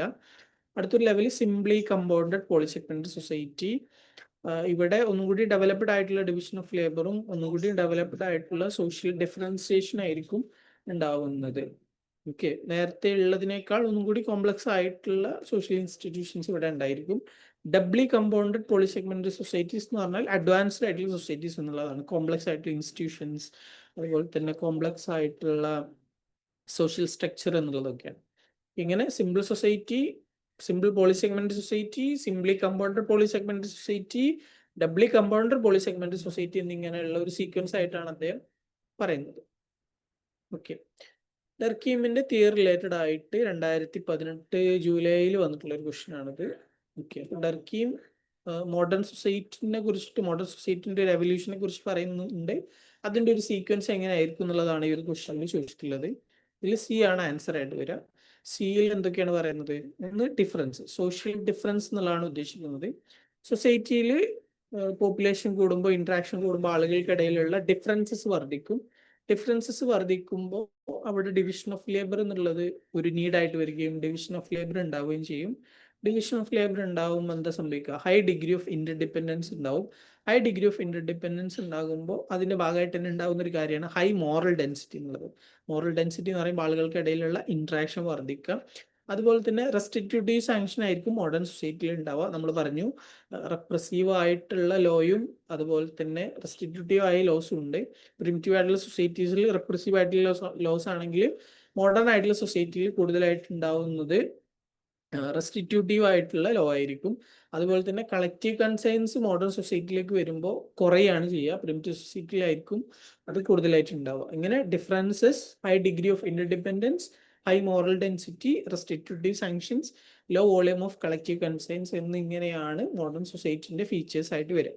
ഓക്കെ, നമ്മൾ ഇതുവരെയും പറഞ്ഞിട്ടുള്ള മോഡേൺ സൊസൈറ്റിനെ കുറിച്ചുള്ള കാര്യങ്ങളും ഡർക്കീം പറഞ്ഞിട്ടുള്ള തിയറികളും അതെല്ലാം കൂടി കണക്ട് ചെയ്തുകൊണ്ട് ചിന്തിച്ചു കഴിഞ്ഞാൽ ഈ ഒരു സീക്വൻസും ഈ ഒരു ക്വസ്റ്റിന്റെ ആൻസറും നമുക്ക് ഇത് 2019 ഡിസംബറിൽ വന്ന ക്വസ്റ്റൻ ആണ്. From among the classical sociologists who have used which have used comparative method but in different ways. Comparative method ഉപയോഗിച്ചിട്ടുള്ളത് ആരൊക്കെയാണെന്നാണ് ചോദിച്ചിട്ടുള്ളത്. ഡർക്കീമും വെബറും ആണ് ഇതിൽ ആൻസർ ആയിട്ട് വരിക. Which among the following scholars have used comparative method in their analysis? Same question 2023 ജൂണിൽ വന്നിട്ടുണ്ടായിരുന്നു. ഇതിൽ ഡർക്കീം, Spencer, max weber 3 പേര് വരും. അടുത്തത് which among the following studies is the best example of comparative method? ഇവിടെ താഴെ തന്നിട്ടുള്ള സ്റ്റഡീസിൽ ഏറ്റവും ബെസ്റ്റ് എക്സാമ്പിൾ ഏതാണ്? കമ്പാരിറ്റീവ് സ്റ്റഡീൻ്റെ കേസിൽ സൂയിസൈഡ് ആണ്. നമ്മൾ പറഞ്ഞു സൂയിസൈഡിന്റെ കേസിൽ ഡിഫറെൻ്റ് ആയിട്ടുള്ള സൊസൈറ്റിയിലുള്ള ഗ്രൂപ്പുകൾക്കിടയിലുള്ള സൂയിസൈഡ് റേറ്റ് നോക്കുകയും അതിനെ അനലൈസ് ചെയ്യുകയാണ് ചെയ്യുന്നത്. ഓക്കെ, ഇത് 2023 ഡിസംബറിൽ വന്നിട്ടുള്ള ഒരു മാച്ച് ദ ഫോളോയിങ് ക്വസ്റ്റൻ ആണ്. Historical comparative method, dialectical method, neo functionalism എന്നിങ്ങനെ തന്നിട്ടുണ്ട്. അതിനപ്പുറത്ത് തിങ്കേഴ്സ് തന്നിട്ടുണ്ട്. ഇതിൽ ഡർക്കീമിന്റെ കൂടെ മാച്ച് ചെയ്ത് വരുന്നത് കമ്പാരിറ്റീവ് മെത്തേഡ് ആണ്. ഹിസ്റ്റോറിക്കൽ കമ്പാരിറ്റീവ് മെത്തേഡ് മാച്ച് ചെയ്ത് വരുന്നത് മാക്സ് വെബറിന്റെ കൂടെയാണ്. Dialectical method Karl Marx, neo functionalism JC Alexander. Who among the following have not significantly contributed to the analysis of their contemporary capital society? Capital സൊസൈറ്റിനെ കുറിച്ച് analyse ചെയ്യാത്തത് ആരാണെന്നാണ് ചോദിച്ചിട്ടുള്ളത്. ഇതിൽ Radcliffe ബ്രൗണും ലെവിസ്ട്രോസും capital സൊസൈറ്റിനെ കുറിച്ച് അനലൈസ് ചെയ്തിട്ടില്ല. മങ്സ് ആണെങ്കിലും മാക്സ് വെബർ ആണെങ്കിലും ഡർക്കീം ആണെങ്കിലും ഒക്കെ ക്യാപിറ്റൽ സൊസൈറ്റിനെ കുറിച്ച് അനലൈസ് ചെയ്തിട്ടുണ്ട്. ഓക്കെ,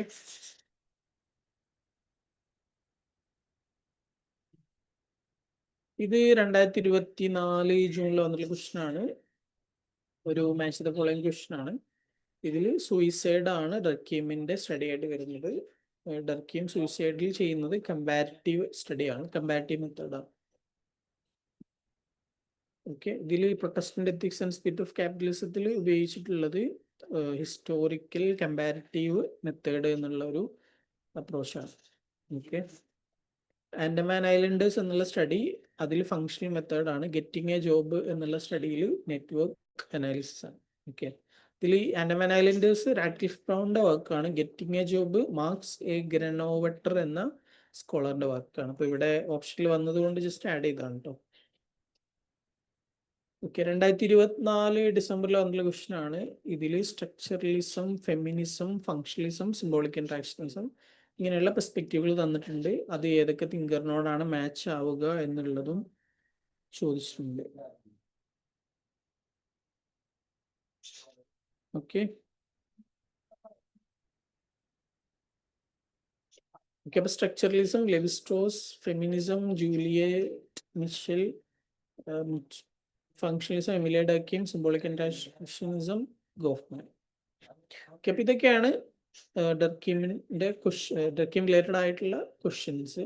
ഇനി ഡർക്കീമിന്റെ മേജർ വാക്കുകൾ ഏതൊക്കെയാണ്? Division of labour in society, rules of sociological method, on the normality of crime, suicide, prohibition of incest and its origin, sociology and its scientific domain, primitive classification, elementary forms of religious life, who wanted war, Germany abroad. ഇതൊക്കെയാണ് അദ്ദേഹത്തിന്റെ ഏറ്റവും major ആയിട്ടുള്ള വർക്കുകൾ. ഈ വർക്കുകളെ base ചെയ്തിട്ടും ഒരുപാട് questions വന്നിട്ടുണ്ട്. 2021 ഒക്ടോബറിൽ വന്നിട്ടുള്ള ഒരു ക്വസ്റ്റ്യൻ ആണിത്. എന്താണ്? Which book on research methodology was written by Emile Durkheim that is considered one of his first works? The rules of sociological method ആണ് ആൻസർ ആയിട്ട് വരിക. Who among the following sociologists wrote the book The Rules of Sociological Method? Again Durkheim. Arrange the writings of Durkheim in chronological order. ഡർക്കീമിന്റെ വാക്കിന്റെ chronology ചോദിച്ചുള്ള question ആണ് 2021 October. ഇത് 2022 December. ഡർക്കീംസ് concept of Anomie ആണ് ഇവിടെ ചോദിച്ചിട്ടുള്ളത്. അത് ഏത് വാക്കിലാണ് പ്രിഡോമിനന്റ്ലി അദ്ദേഹം discuss ചെയ്യുന്നതെന്നാണ് ചോദിച്ചിട്ടുള്ളത്. സൂയിസൈഡിലും ഡിവിഷൻ ഓഫ് ലേബറിലുമാണ് അദ്ദേഹം കൂടുതലായിട്ട് അതിനെക്കുറിച്ച് ഡിസ്കസ് ചെയ്യുന്നത്. ഇത് 2023 ജൂണിൽ വന്നിട്ടുള്ള ക്വസ്റ്റൻ ആണ്. ബുക്സ് ഒരു ഭാഗത്ത് തന്നിട്ടുണ്ട്, ഓതേഴ്സിന്റെ പേര് ഒരു ഭാഗത്ത് തന്നിട്ടുണ്ട്. ഇത് 2024 ഓഗസ്റ്റിൽ വന്നിട്ടുള്ള ക്വസ്റ്റൻ ആണ്. Again books thinkers concept 2024 August. ഈ ഡർക്കീമിൻ്റെത് വരുന്നത് മൊറാലിറ്റി എന്നുള്ള കോൺസെപ്റ്റ് ആണ്. ഇത് 2024 ഡിസംബറിൽ വന്നിട്ടുള്ള ക്വസ്റ്റൻ ആണ്. ഓതേഴ്സ് ബുക്സ് തന്നിട്ടുണ്ട്. ഇതിൽ ഡർക്കീമിന്റെ ബുക്ക് ഏതാണ്?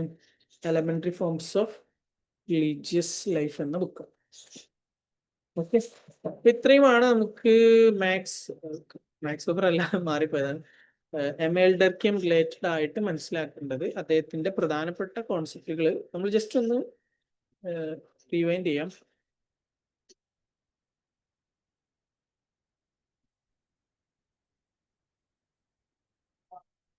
ഓക്കെ, അപ്പൊ നമ്മൾ ഏറ്റവും ആദ്യം സോഷ്യൽ ഫാക്ട്സിനെ കുറിച്ച് പറഞ്ഞു. സോഷ്യൽ ഫാക്ട്സിനെ തിങ്സ് ആയിട്ട് കൺസിഡർ ചെയ്യണം. സൂയി ജനറസ് എന്ന രീതിയിലാണ് സോഷ്യൽ ഫാക്ട്സിനെ ഡിസ്ക്രൈബ് ചെയ്യുന്നത്.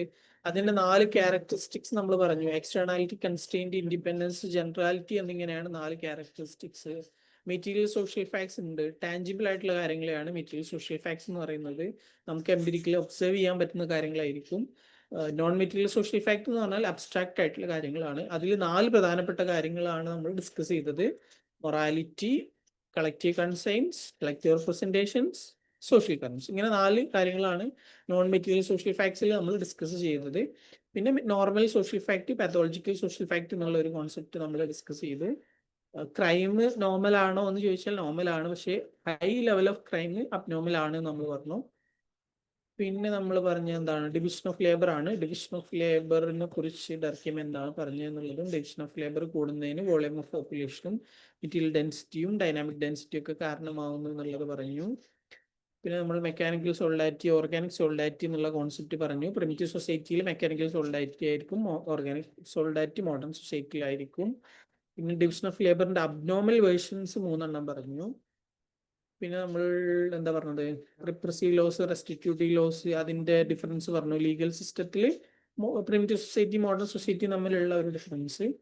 പിന്നെ തിയറി ഓഫ് സൂയിസൈഡ്, എന്തുകൊണ്ട് ആളുകൾ സൂയിസൈഡ് ചെയ്യുന്നു, അതിന്റെ സോഷ്യൽ റീസൺസ് എന്താണ്, ഏത് വിഭാഗം ആളുകളുടെ ഇടയിലാണ് സൂയിസൈഡ് കൂടുതൽ കുറവ്, അതിന്റെ ബേസ് ചെയ്തിട്ട് ഡർക്കിയം 4 ടൈപ്സ് ഓഫ് സൂയിസൈഡ് പറഞ്ഞത്. അതുപോലെ തന്നെ സൂയിസൈഡ് എന്നുള്ള ഒരു സ്റ്റഡി വെച്ചിട്ട് അദ്ദേഹം സോഷ്യോളജിനെ വാലിഡേറ്റ് ചെയ്യാൻ ശ്രമിക്കുന്നത്, ഇതൊക്കെ നമ്മൾ പറഞ്ഞു. പിന്നെ നമ്മൾ ഡിസ്കസ് ചെയ്തത് തിയറി ഓഫ് റിലീജിയൻ ആണ്. റിലീജിയനെ കുറിച്ച് ഡർക്കിയം പറയുന്നത് പ്രത്യേകിച്ച് അദ്ദേഹത്തിന്റെ ടോട്ടമിസം എന്നുള്ള കോൺസെപ്റ്റ്, അദ്ദേഹം ഓസ്ട്രേലിയൻ അബോറിജിൻസിന്റെ ഇടയിൽ പഠിക്കുകയും അവരുടെ ഇടയിൽ എങ്ങനെയാണ് റിലീജിയൻ വർക്ക് ചെയ്യുന്നത് എന്നുള്ളത് എക്സ്പ്ലെയിൻ ചെയ്യുകയൊക്കെ ചെയ്യുന്നു. പിന്നെ കളക്റ്റീവ് എഫേർവസൻസ് എന്നുള്ള ഒരു കോൺസെപ്റ്റ്, അതും തിയറി ഓഫ് റിലീജിയൻ ആയിട്ട് റിലേറ്റഡ് ആയിട്ട് വരുന്നതാണ്. പിന്നെ നമ്മൾ മോറൽ എഡ്യൂക്കേഷനെ കുറിച്ച് പറഞ്ഞു, അദ്ദേഹത്തിന്റെ മൾട്ടിവേരിയറ്റ് അനാലിസിസിനെ കുറിച്ച് പറഞ്ഞു. പിന്നെ അദ്ദേഹം ഡിഫറെന്റ് ആയിട്ടുള്ള സൊസൈറ്റീസിന്റെ സ്റ്റേജസിനെ കുറിച്ച് പറയുന്നുണ്ട്. Simple society, simple polysegment society, simply compounded polysegment society, doubly compounded polysegment society. അങ്ങനെ ഡിഫറെന്റ് ആയിട്ടുള്ള സ്റ്റേജസ് പറയുന്നതിനെ കുറിച്ച് പറഞ്ഞു. അവസാനം നമ്മൾ അദ്ദേഹത്തിന്റെ വർക്കുകളുമാണ് കണ്ടത്. ഓക്കെ, അപ്പൊ ഇത്രയുമാണ് എംഎൽ ഡർക്കിയം റിലേറ്റഡ് ആയിട്ട് ഡിസ്കസ് ചെയ്യാനുള്ളത്. Okay, thank you.